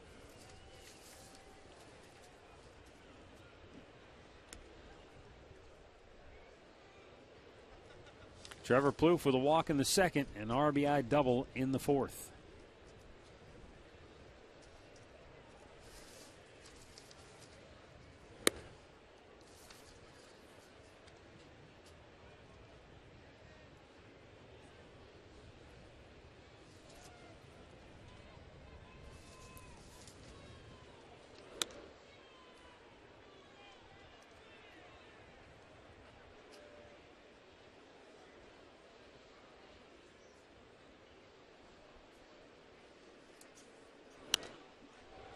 Back out of play.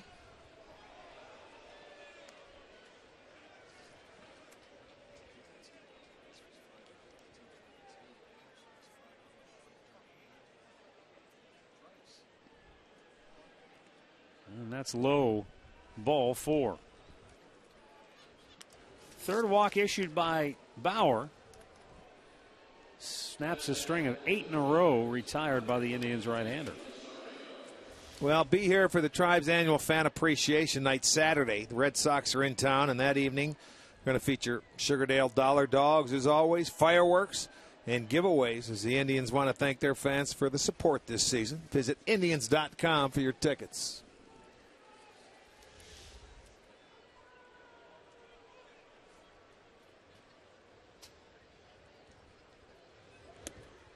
Eddie Rosario, big swing and a miss.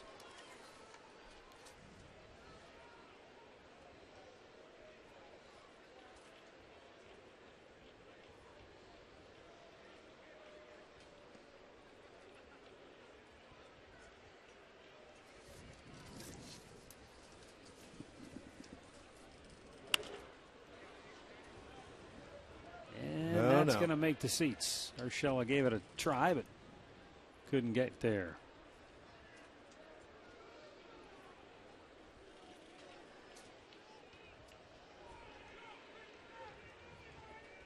Rosario popped up on the infield in the 2nd, and he grounded out in the 4th.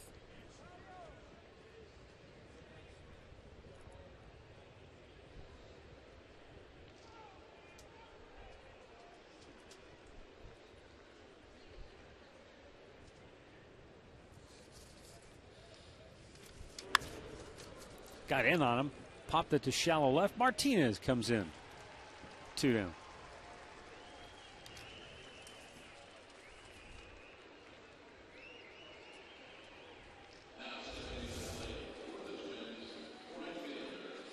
That was got down on the trademark, and he had to fight it off to push it the other way. Martinez makes the catch.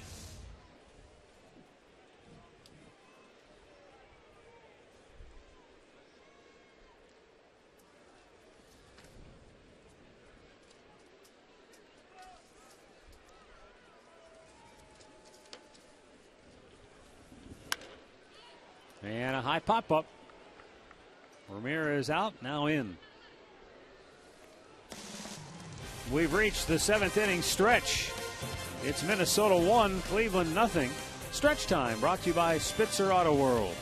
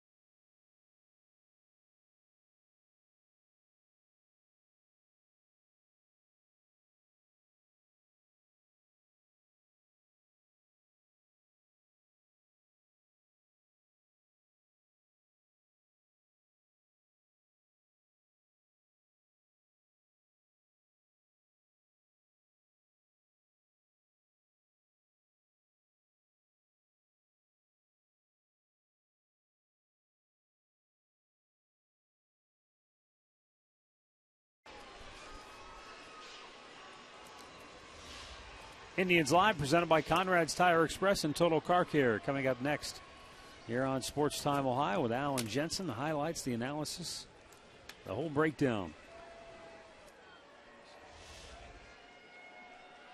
Tyler Duffy, 6 innings of shutout baseball. But it's only a 1-0 game as Lonnie Chisenhall looks at a ball inside.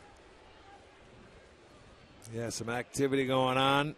Guys getting loose. Twins have somebody up in their bullpen.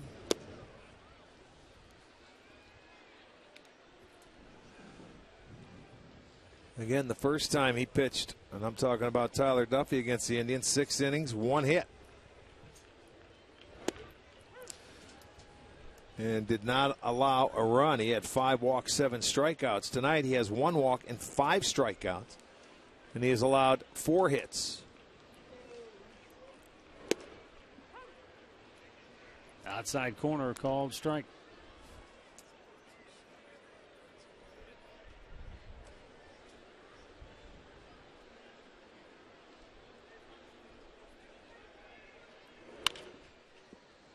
Pulls it foul.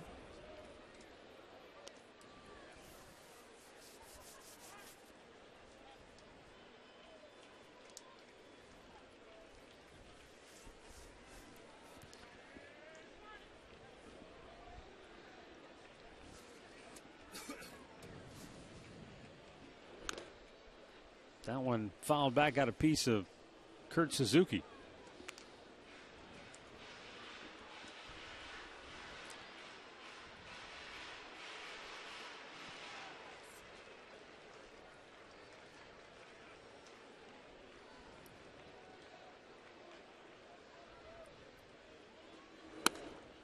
That fastball took off a little bit on him.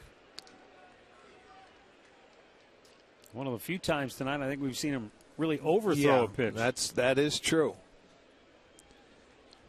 Yeah, he's been under control tonight.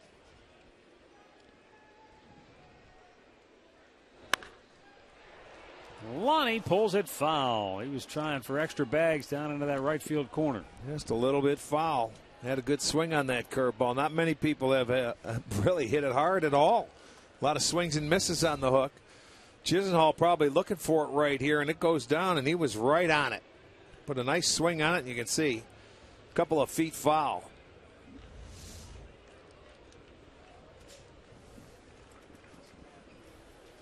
And the 3-2 is strike 3 call. Boy, that's a perfect pitch. Number 6 for Tyler Duffy. I mean, this one, it wasn't on the inside part of the plate. Started it off the plate and comes back right at the knees. Great location, great spot. Chisenhall knew it. He had the one he could hit, and it hit a foul ball. And then Duffy comes back and makes the pitcher's pitch to get his 6th strikeout.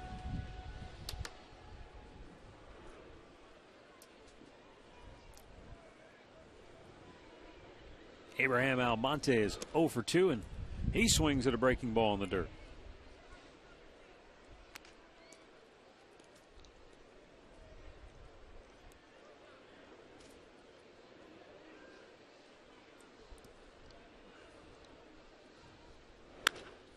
Right back up the middle for the 2nd time tonight. An Indians hitter just beats one right back over the bag and into center field. Yeah, Perez did it. His last at bat in the 5th inning to lead it off.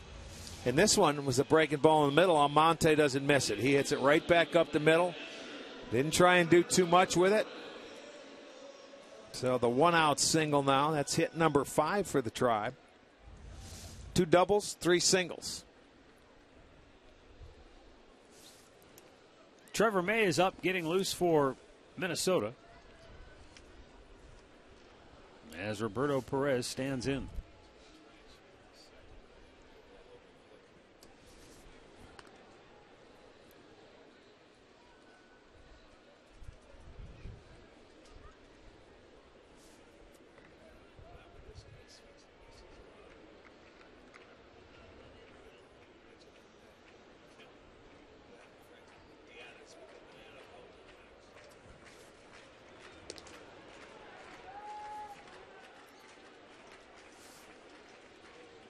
Almonte with 6 stolen bases on the year. He hasn't been caught yet, but I'm sure they'll pay close attention to him with 1 out here.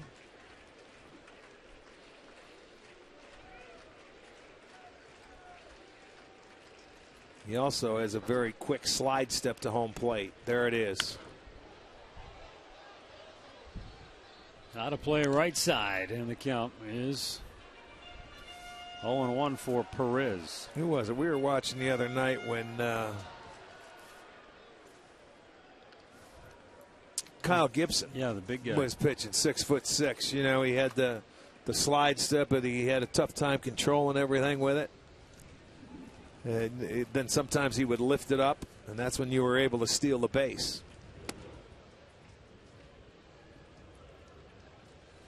One and one for Roberto Perez.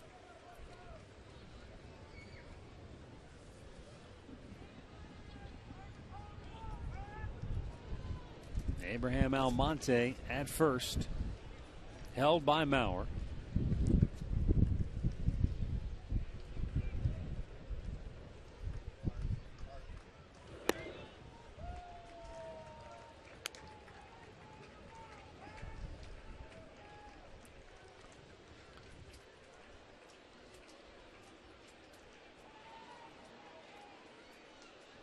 That is efficient. Yes, it is. 16. He's done it twice. 15. Yeah, that's, you get 15 pitches per inning. You're going 7. Well, he's behind now, 3-1 with 1 out.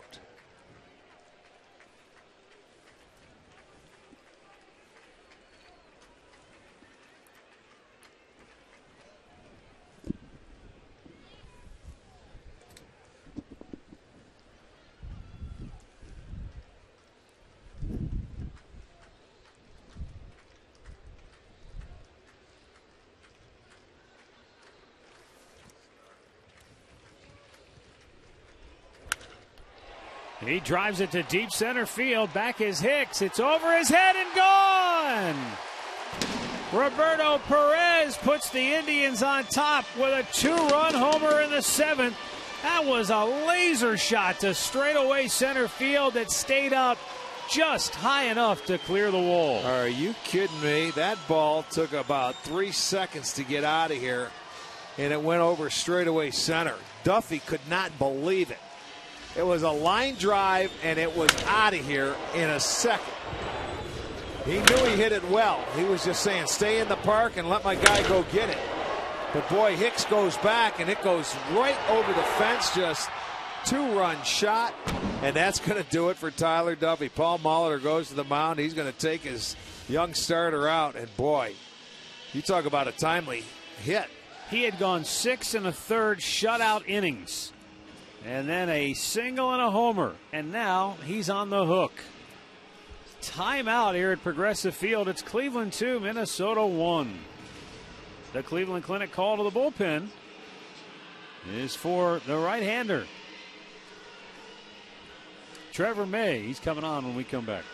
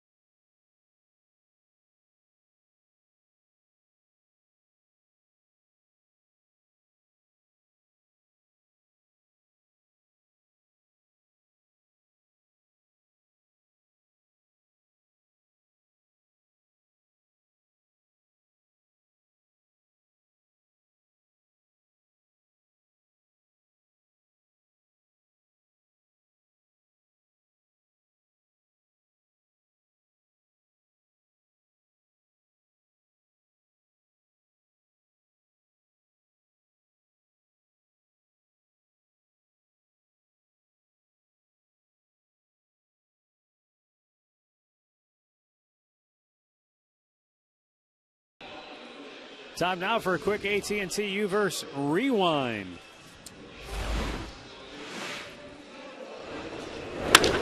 Abraham Almonte with a base hit up the middle. Next man up, Roberto Perez.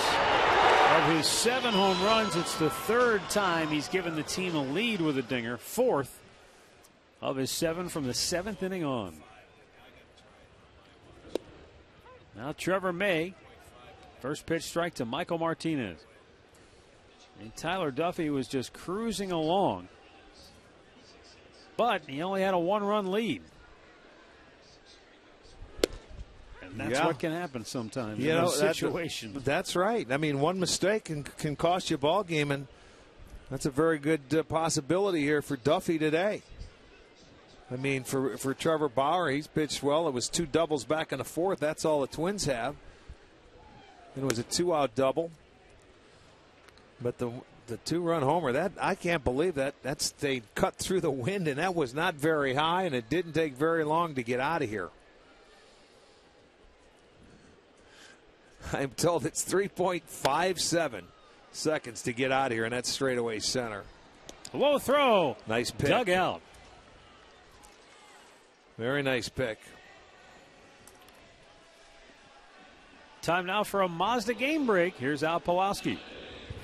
Hey, Matt, Rick, the Kansas City Royals trying to catch Toronto for a home field advantage throughout the postseason, at least in the American League side, and Mike Moustakas helping them out with this ground rule double. It's an RBI. Royals take a 1-0 lead on the White Sox. That's where we stand now. 4th inning. Fellas? Thanks, Al.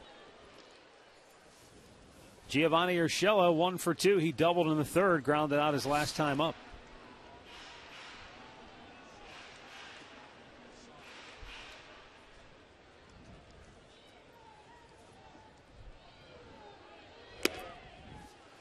Let me add something to that hit, too, that Perez got. That was the first Indians hit with him out of the stretch on the night.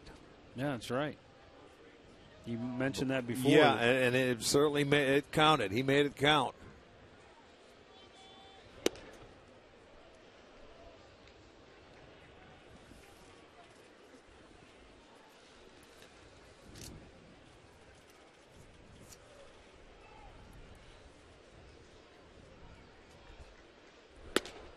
Urshela goes up the ladder, couldn't get there. That'll end the inning. But Roberto Perez puts the Tribe in front as we go to the 8th. 2-1 Cleveland.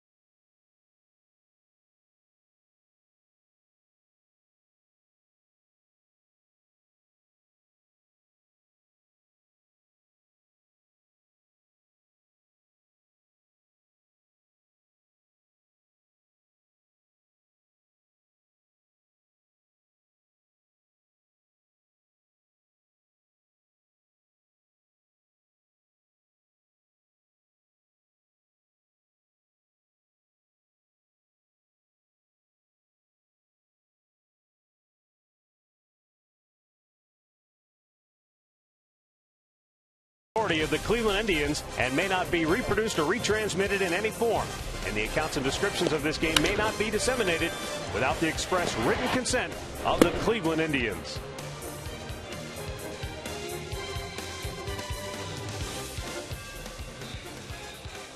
Two-1 Tribe on top, 8th inning. And Brian Shaw coming on for the Indians. Now let's talk about Trevor Bauer's last start, though. You know, Wow. 7 innings. It was an outstanding job by Trevor. Just 2 hits. They both came in the 4th inning, a 1-out double and a 2-out double. That's how they scored. But other than that, he was very good. You talked He walked about 3. him, you know, having something to go into the offseason feeling good about. Well, this ought to do the trick. No doubt. I mean, he went out there and he's had some very good spells this year. He's just been a little inconsistent, but tonight that's a good way to end it for him. 7 innings, and they get him 2 runs, so he has a chance to be the winner. And they'll turn it over to Brian Shaw now.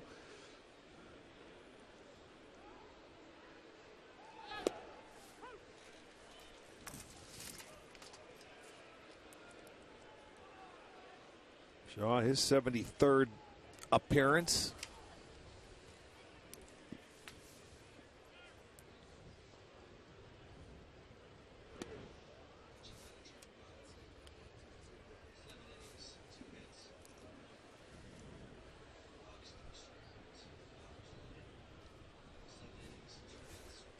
Brian Shaw delivers the 1-1, and it missed inside.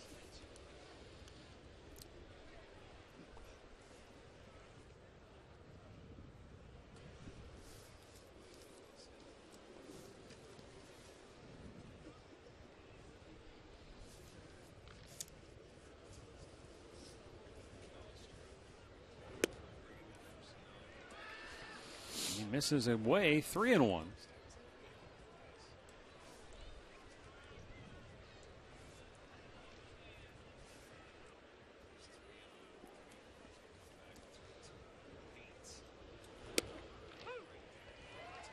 At the knees and a full count.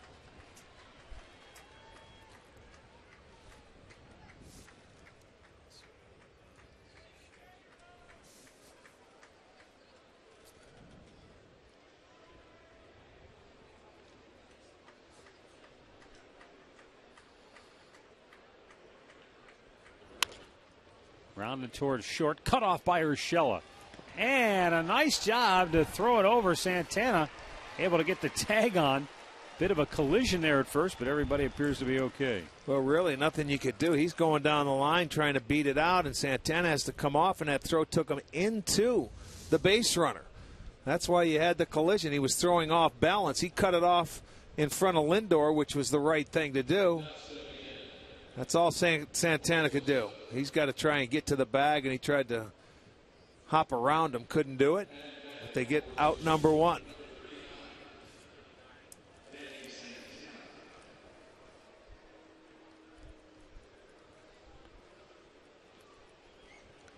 Second night in a row we see Danny Santana come on as a pinch hitter.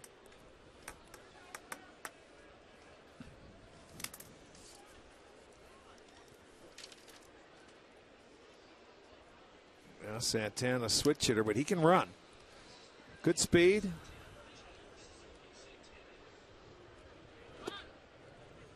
But hitting only a $192 from this side of the plate.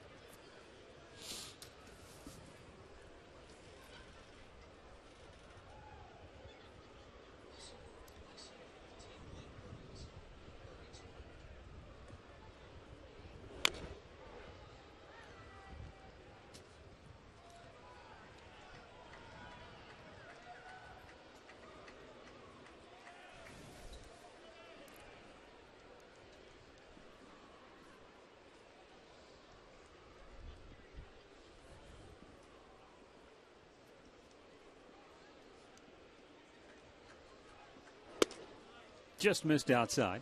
2-1.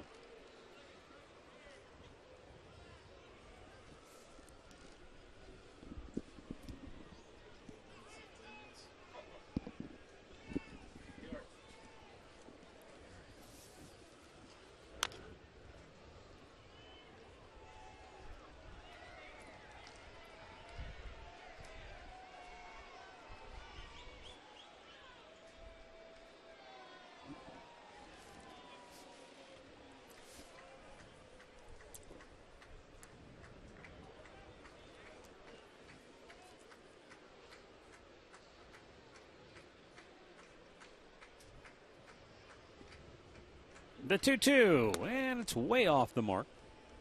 Full count.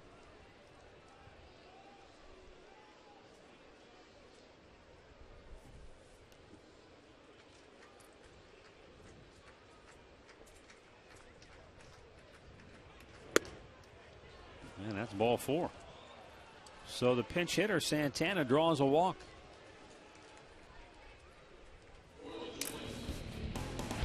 As promised earlier, it's Miller time, brought to you by Miller Lite and Trevor Bauer with a solid performance here tonight. 7 innings, 2 hits, 1 run, walked 3, struck out 3. And had a couple of big double play balls after 2 of his walks. That certainly helps. Very efficient and a good way to end your season right there. 7 innings and allowing 1 run.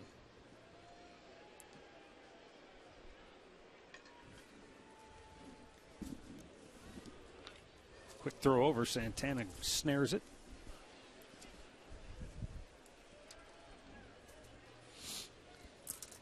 And for Bauer this year, when he pitched 7 innings, his record was 6-3, had an ERA of 1.75. That was his 12th start tonight of 7 innings. And Tommy Bowe tells me it's a 7th straight start without a home run. Oh, that's impressive, too.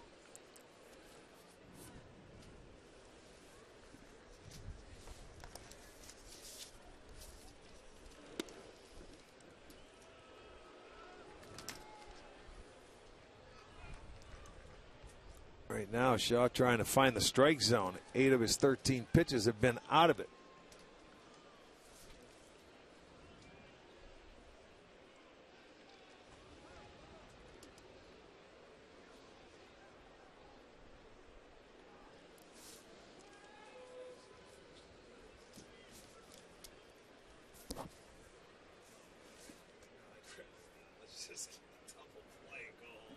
Now the 1-0. It seemed like this year for Bauer, the home runs they came in bunches a lot of times. Gave up 2 in a game in Baltimore, and that can happen to anybody. 2 in a game in Cincinnati, another park that yields a lot of home runs. Gave up 3 here to the White Sox, 3 here to these Twins back on August the 8th. Yeah. 2 to the Yankees here.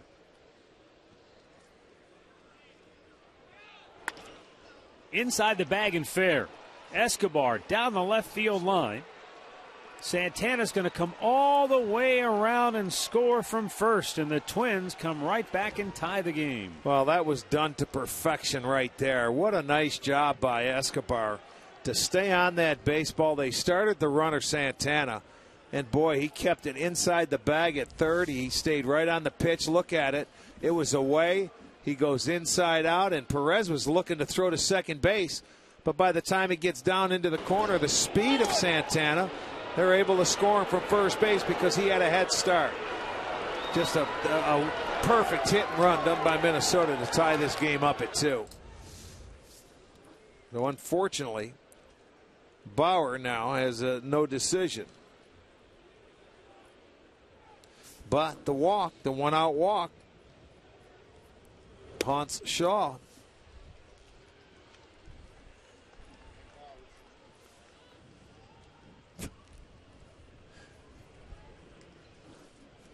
Brian Dozier with the go-ahead run and scoring position now for Minnesota in 1 out. And a nice stop by Perez. Well, that gets by him, and that changes the whole complexion of the inning.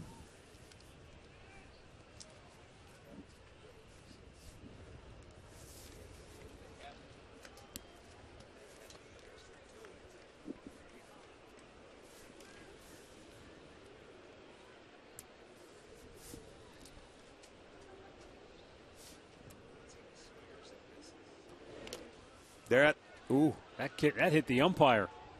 I thought it got through. Hit the umpire, and that certainly helped. It looked like Escobar wanted to run at second base. You see it in the dirt. Gets underneath, and there it goes off the shin guard of Onura. And it stayed right there in play to keep that guy at second. Nice break.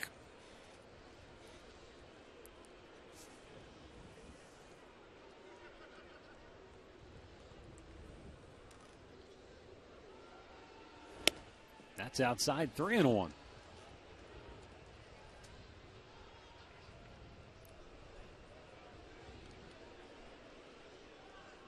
Cody Allen up in the Tribe bullpen.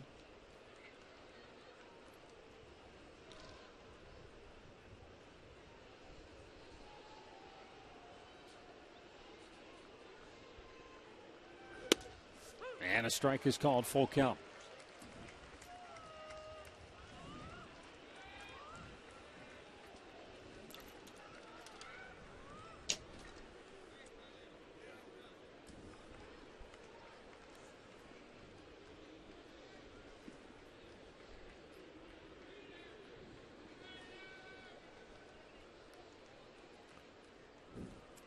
Payoff pitch.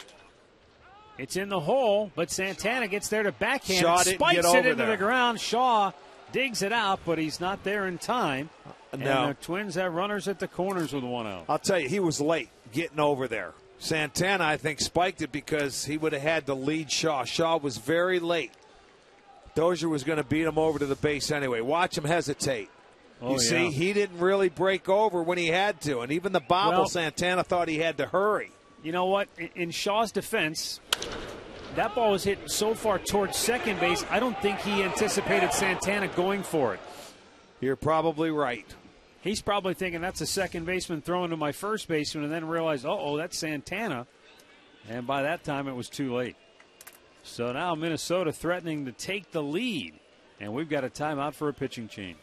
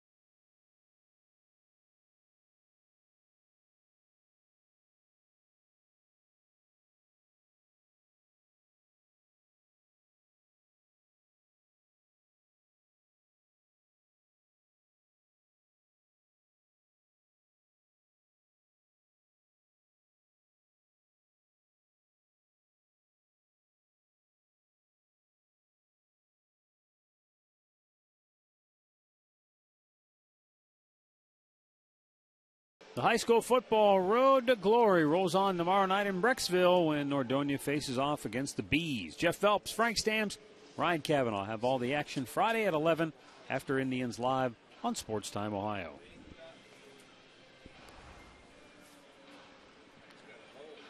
So, Terry Francona is going to Cody Allen in a tie game with runners at first and third and one out. And then you got Joe Mauer, then Miguel Sano.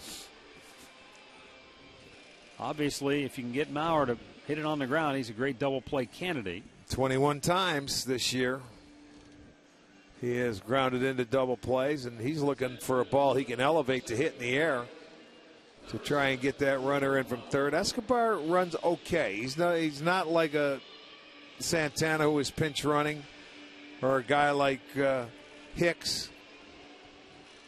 But with Bauer up, he's looking to try and elevate and hit the ball in the air. And Cody Allen would love to find that ground ball right at Lindor.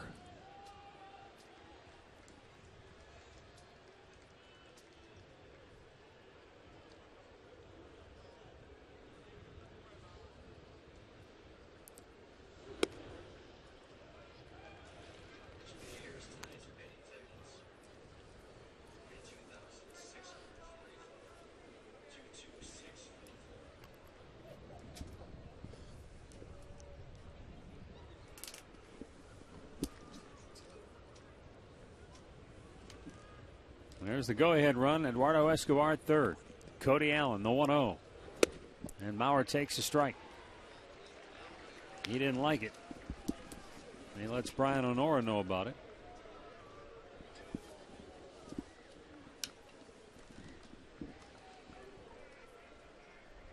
You know, on one hand, you'd think Dozier won't run at first because he wants to keep the hole on the right side for Mauer, but so rarely does Mauer pull a ball. Right. You're almost expecting him to hit the ball to left. Well, there he tried to pull one. Now, he tried to pull the wrong pitch, the curveball. That was a great curveball by Cody Allen right there, the bite going down and in, out of the zone. So you're right. He did try to get the barrel head of the bat out in front on that one. Now he may settle in back to 2 strikes, which could help Allen out here, because now is when he could get the ground ball to short, what he's looking for. Or the strikeout.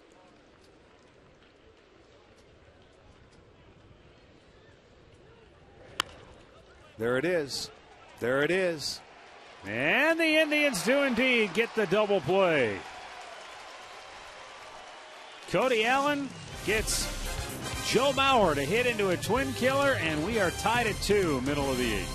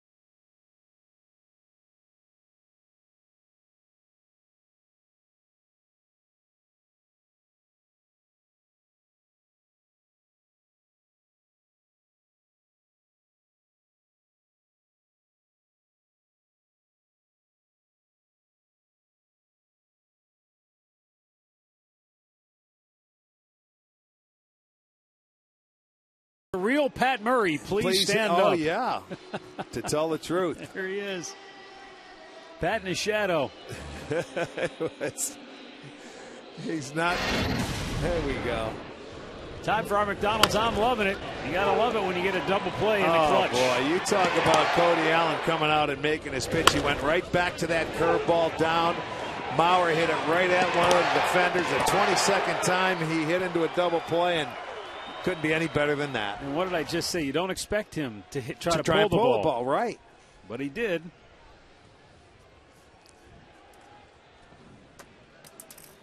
Top of the order, Jose Ramirez to face Glenn Perkins, the lefty.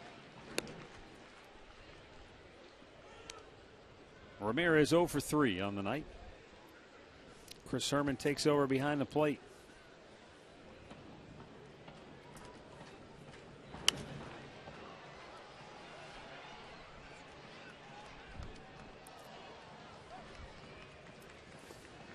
Certainly it's not a must-win game for Minnesota, but pretty much is. They almost have to. You know, you're down a game with only 3 left after tonight. Yeah, the more you got 2 teams in front of you, it's almost like you have to win. They're going to go back home and play Kansas City. Kansas City's going to have to play hard because they're looking for home field advantage. And the Royals are beating the White Sox 4-2 in the third currently. Angels lead the Rangers 1-0. That game's still early. It is a must-win for the Angels.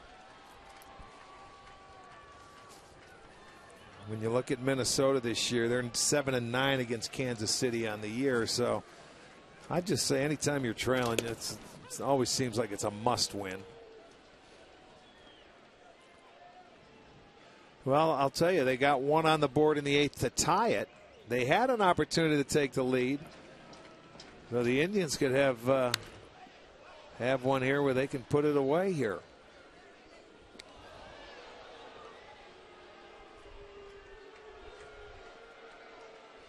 There was 1 swing of the bat in the 7th off Tyler Duffy. Roberto Perez, I mean, just smoked a line drive to center. And that's out number 1 as Ramirez flies to right. Well, with this game tied 2-2, the Indians on the year have scored 354 runs at home, and they've given up 354 runs. Wow.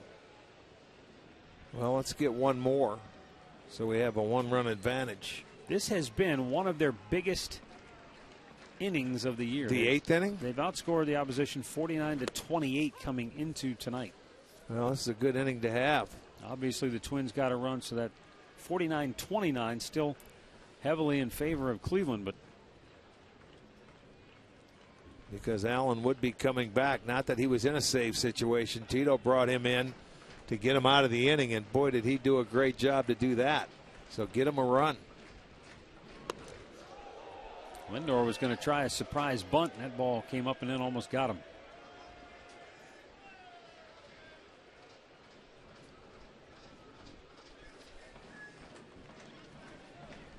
One of the rare times tonight that Lindor has been shut down, at least to this point.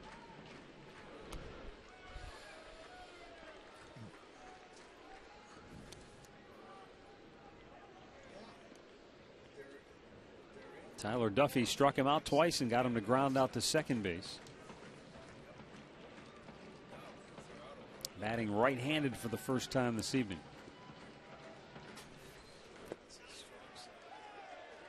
Now he's got himself in a good count, 3-1.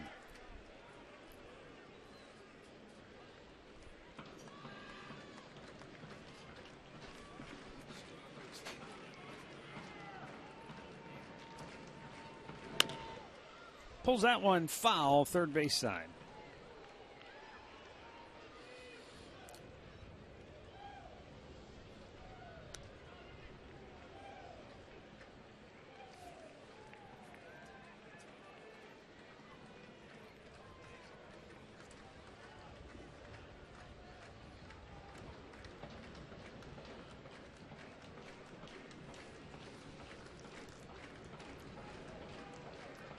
Payoff pitch.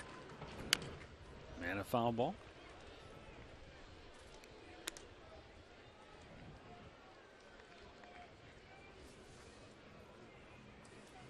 Andre, he got blocked out by Almonte.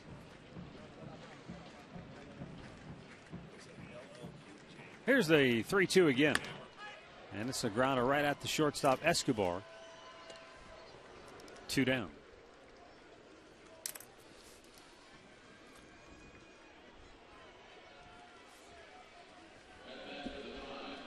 So with 2 down, Jason Kipnis will bat for the 4th time tonight. He's 1 for 3 with a double.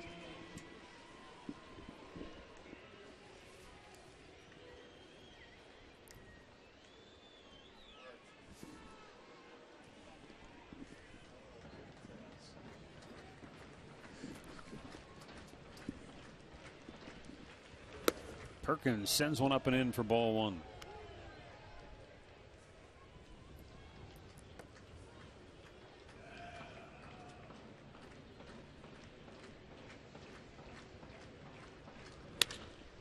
Right at the second baseman, Dozier.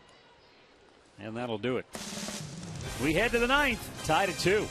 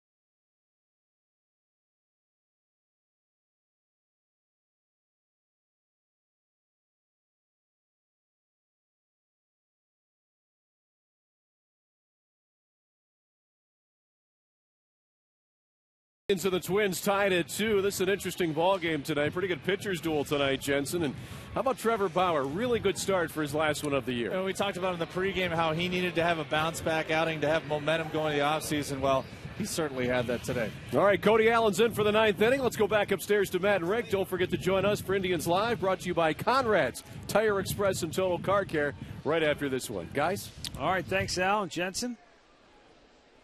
Who knows how long that'll be? Well, that's true. Allen comes back out. Miguel Sano to lead off for Minnesota. He's 0 for 3 on the night.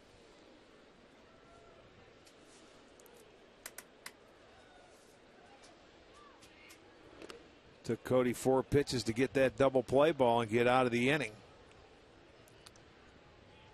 Got it on the curveball.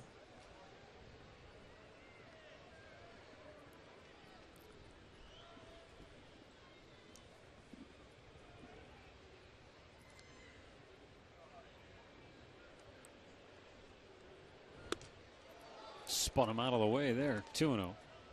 Curveball. Well, again, we talked about it. Yeah. It's slick. A tougher pitch to throw when you've got that big overhand curve like he throws. Well, you see he goes to his mouth so he can get some moisture on the ball and get probably a better grip and a better feel for it. Had a good one to Mauer. There's a fastball, but Sano can only pop it to center. 1 away.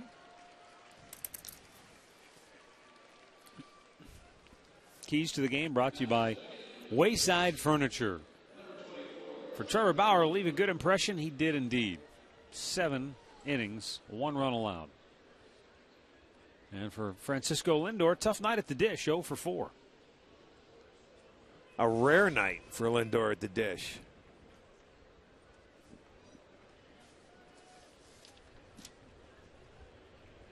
Yeah, he came in with a 5-game hitting streak.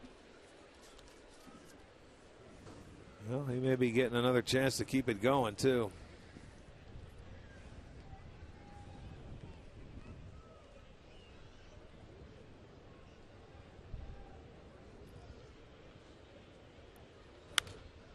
Fastball away, and he just fights it off.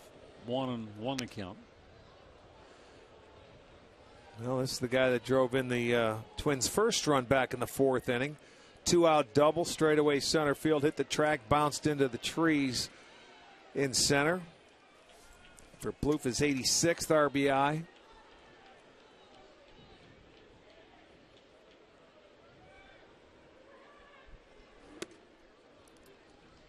Curveball misses. 2-1.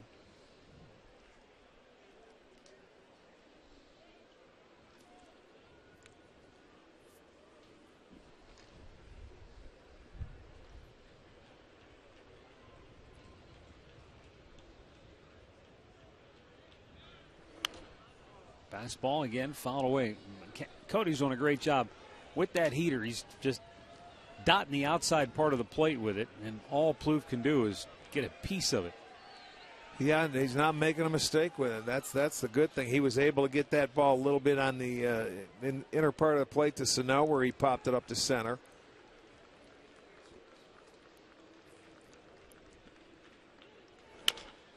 Chops it over the Another mound. Good pitch. And Ramirez with an off-balance throw. It's in the dirt. And Plouffe is aboard on what I believe will be an error. We'll see. Well, you know, it wasn't an easy play because he had to get rid of it in a hurry. No, it wasn't. But he needed a little help from your friend when you get a pick every now and then. It was, it wasn't hit that hard. He was coming in on the run. He's going to have to get rid of it and make a good throw. He just short hops Santana, so it goes as an error. When you look at the Indians and their defense, they are second in the league now in fielding percentage. That's only their 79th error on the year. So they have really tightened that thing up since the start of the year. So let's hope Cody can pick up his defense. We get a pinch runner down there? Yeah, we did. Eduardo Nunez running for Trevor Plouffe.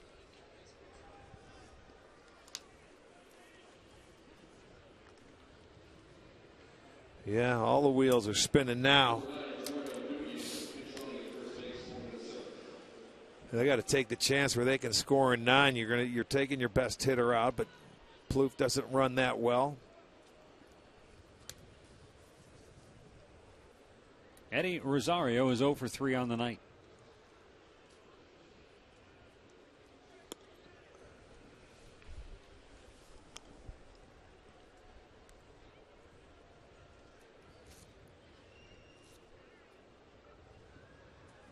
Five for 14, had 3 hits in one of the games in the series on his birthday Monday night.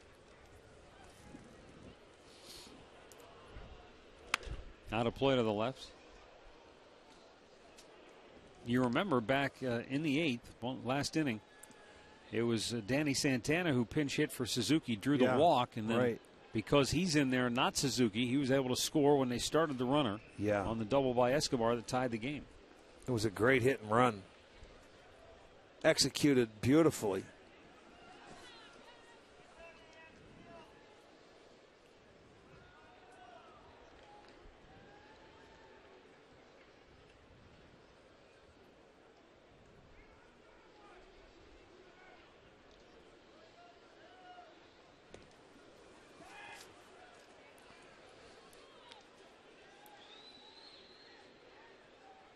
Nunez on the year. He's stolen 8. He's been caught 4 times. He's not a great base stealer or blessed with great speed like a Santana. You pay attention to him. You give your catcher a chance. You'll have a good opportunity. And they will after that last time that the Twins had 1 out. They tried that hit and run and it worked. So they'll keep a close eye on him.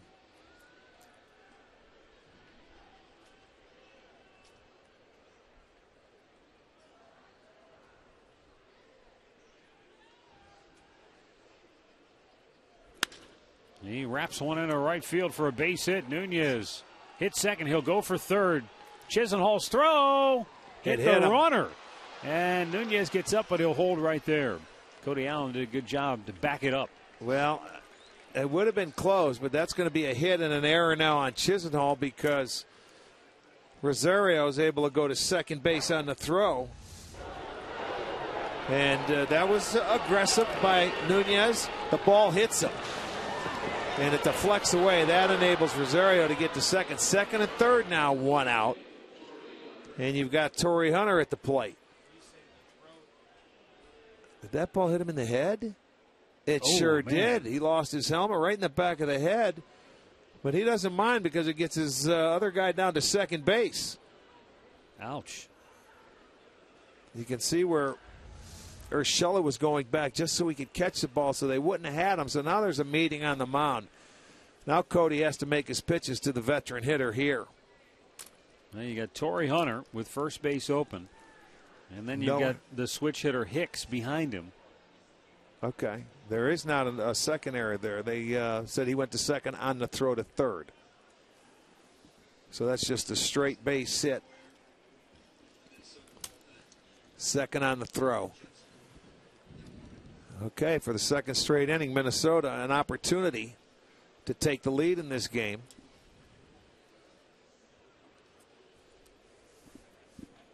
You've got the veteran Hunter. You've got the rookie Hicks.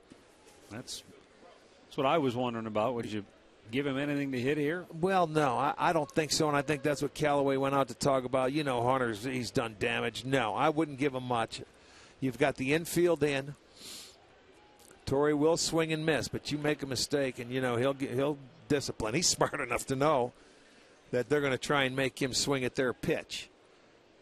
What he'll do, he'll be very disciplined and look for maybe that one fastball he's looking for to get after it.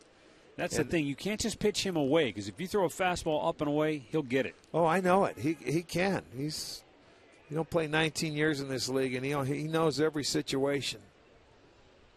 If they go to 2-0, they may walk him. See, there he got him to chase that curveball. He wants to drive him in.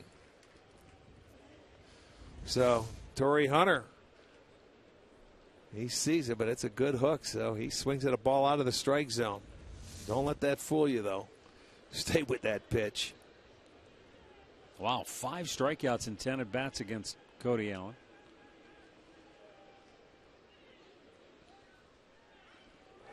Another breaking ball. Right. And Hunter able to lay off that time. You know, I think they just want to go ahead and really walk him. They don't want to make a mistake when they'd rather pitch to the rookie Hicks. And I don't blame them.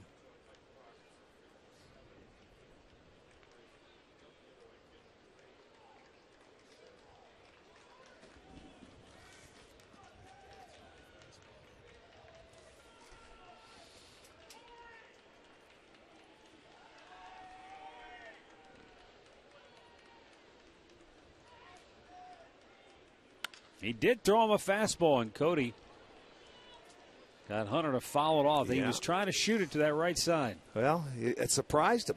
It surprised him because he was still looking for the curveball. But that fastball good enough away. Look at Hunter says, oh, man. Back of his mind, he thought breaking ball. He fouled off the fastball, and that was his show pitch. I don't think he's going to see another one here. At least I wouldn't think so. I wouldn't call for it. I would think it's coming back to the breaking ball. See if you can get him to chase it. And if you're Perez behind the plate, boy, be ready. If it's in the dirt, you got to block it. With a runner on third base.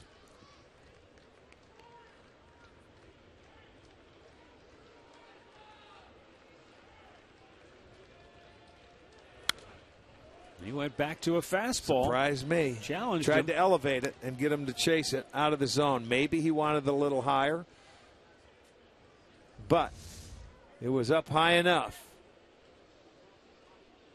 I don't think that's necessarily where he intended it. No, I agree.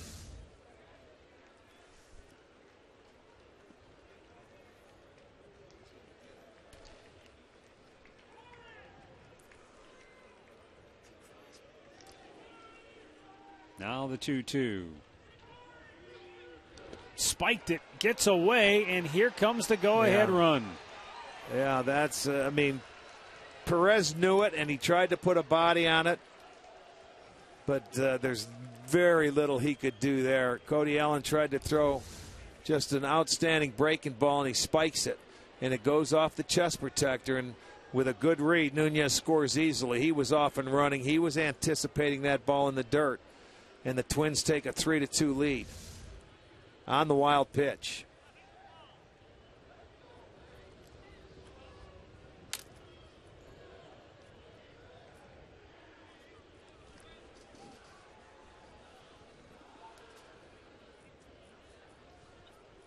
And so Torrey Hunter with a 3-2 count, still only one out, and an insurance run now 90 feet away. So the infield stays drawn in for Cleveland.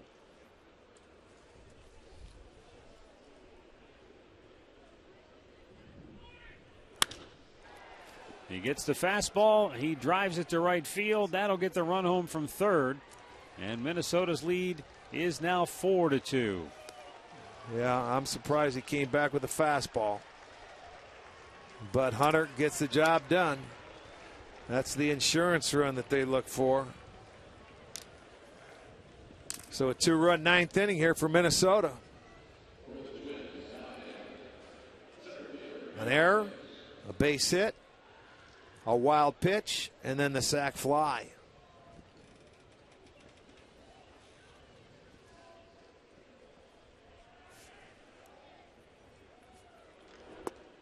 Aaron Hicks looks at ball one, low and away.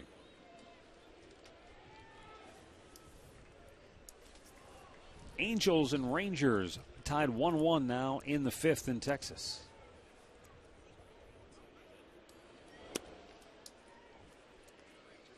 How about the Battle of Florida tonight between Tampa and Miami? Tampa Bay beat the Marlins 4-1. They had 16 hits in the game. And only 4 runs, yeah. Incredible.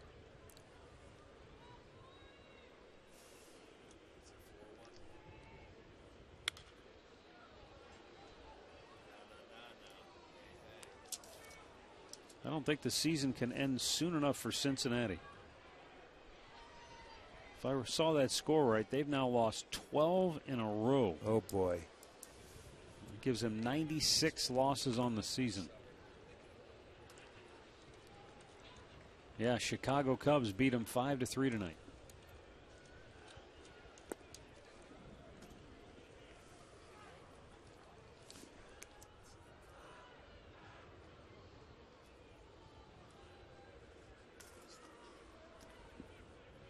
Two down, 2 home for Minnesota here in the ninth. The 3-1 pitch. Hit to center. Almonte makes the catch. We'll head to the bottom of the ninth. It's now Minnesota 4, Cleveland 2.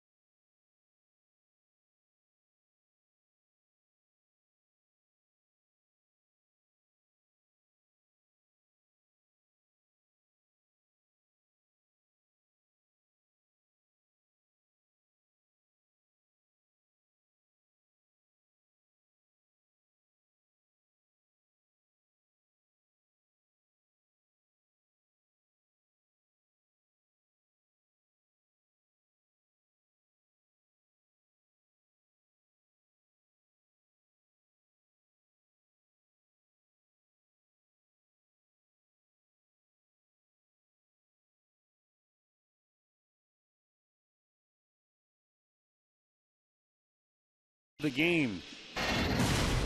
Well, comes last inning.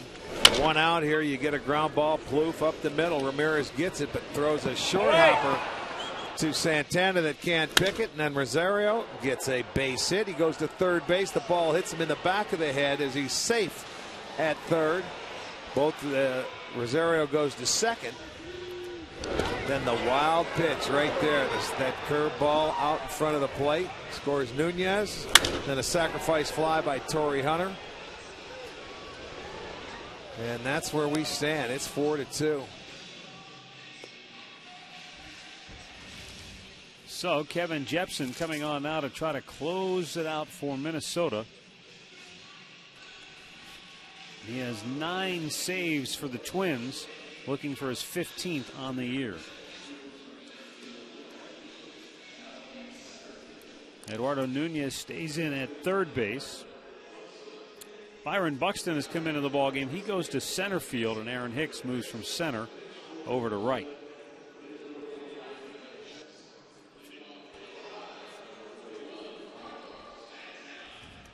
For Cleveland, Carlos Santana, Lonnie Chisenhall, and Abraham Almonte due up.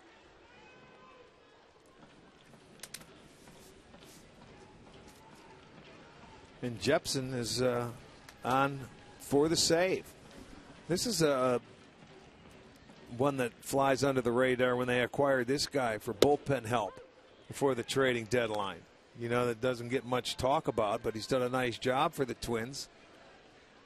With Perkins going down, he's been able to come on and pitch very well in the save situation in the closer's role.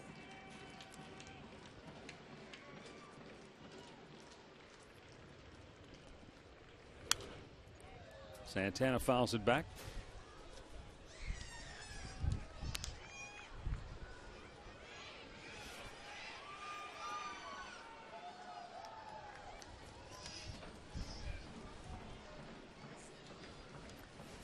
Santana struck out in the second. He grounded to second base in the fourth, grounded to third base in the sixth.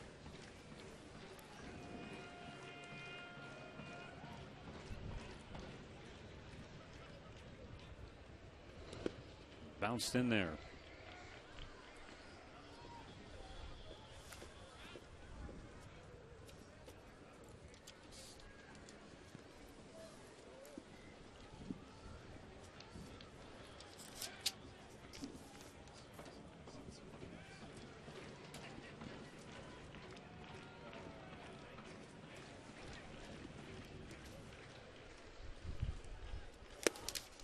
He is down on strikes to start the bottom of the ninth. 1 away.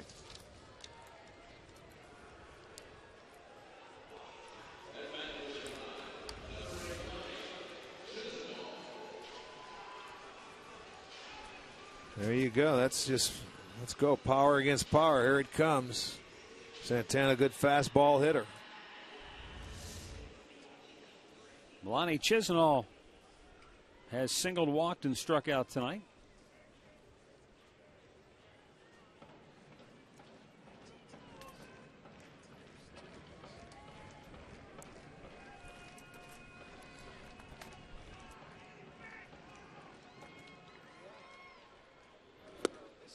We'll be back tomorrow night with the final series of the season as the Boston Red Sox will come to town.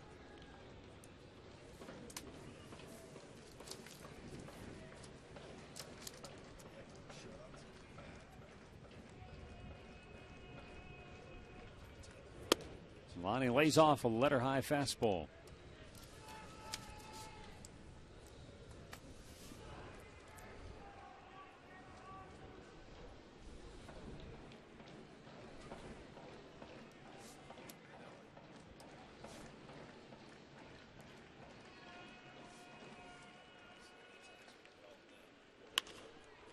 High pop up on the infield. Out goes the shortstop Escobar, and he'll make the catch. 2 down.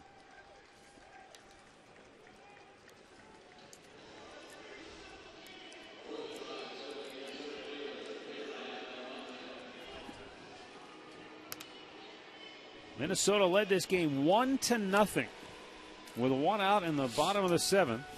And then Abraham Almonte singled. Roberto Perez hit a 2-run homer to straightaway center, and the Indians had a 2-1 lead going to the 8th. But Minnesota would rally back on an RBI double to tie it in the 8th.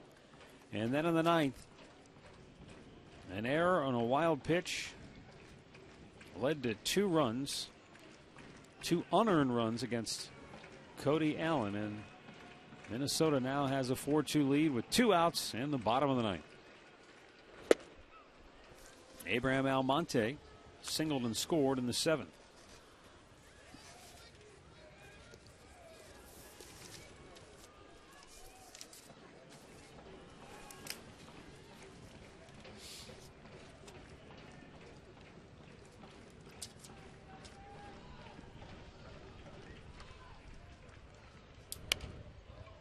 He tries to bunt, and he's going to be aboard.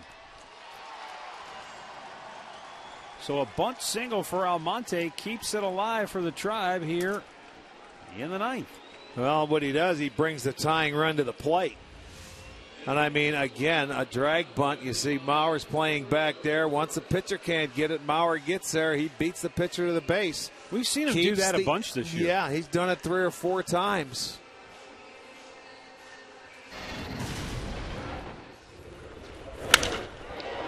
Well, he brings up Roberto Perez, and this is what he did the last time he was up. Much to the chagrin of Tyler Duffy, who had pitched a shutout right up until that swing. And that was the last pitch he threw tonight. Joe Mauer comes over to tell the pitcher, Jepson, he's not going to hold Almonte, which means he'll take off. That'll eliminate the force. Right. He's going to play back. They don't care about him. They care about the guy at the plate. That's what that insurance run did for him. Almonte does not run yet.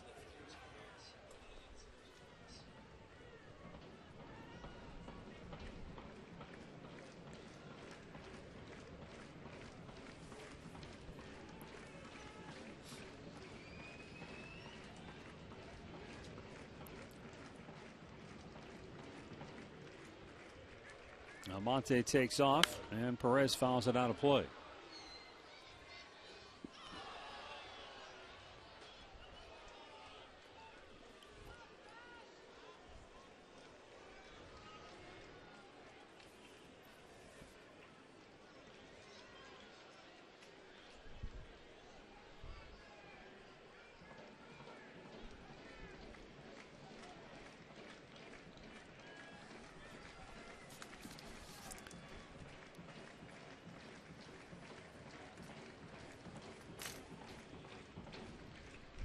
Now the 0-2.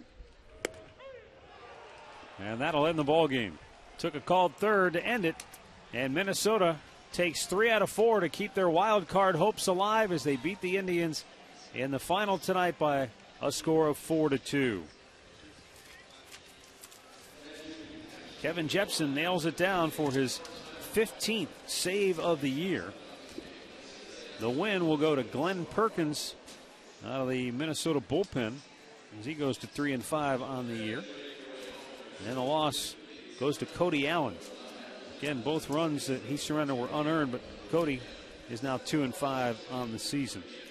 With the win, Minnesota leaves town 83-76. The Indians fall to 78-80 with 3 to play now against Boston to wrap up the season. Boy, I mean, what a game. It was, thought the Indians had it when they hit the 2-run home run. They were able to get one in the 8th inning. And they had an opportunity to get more. They did not, but they get a couple unearned runs. They end up taking 3 out of 4 here to keep their hopes alive in the playoffs. So the Indians, 9 times this year, the Twins pitching staff has held the Indians to 2 runs or less in the series, and that's why Minnesota dominated the series this year. Well, that's going to do it. The final score, Minnesota 4, Cleveland 2. For Rick Manning and Andre Knott, I'm Matt Underwood. Thanks so much for watching. Stay tuned for Indians Live, presented by Conrad's, coming up next.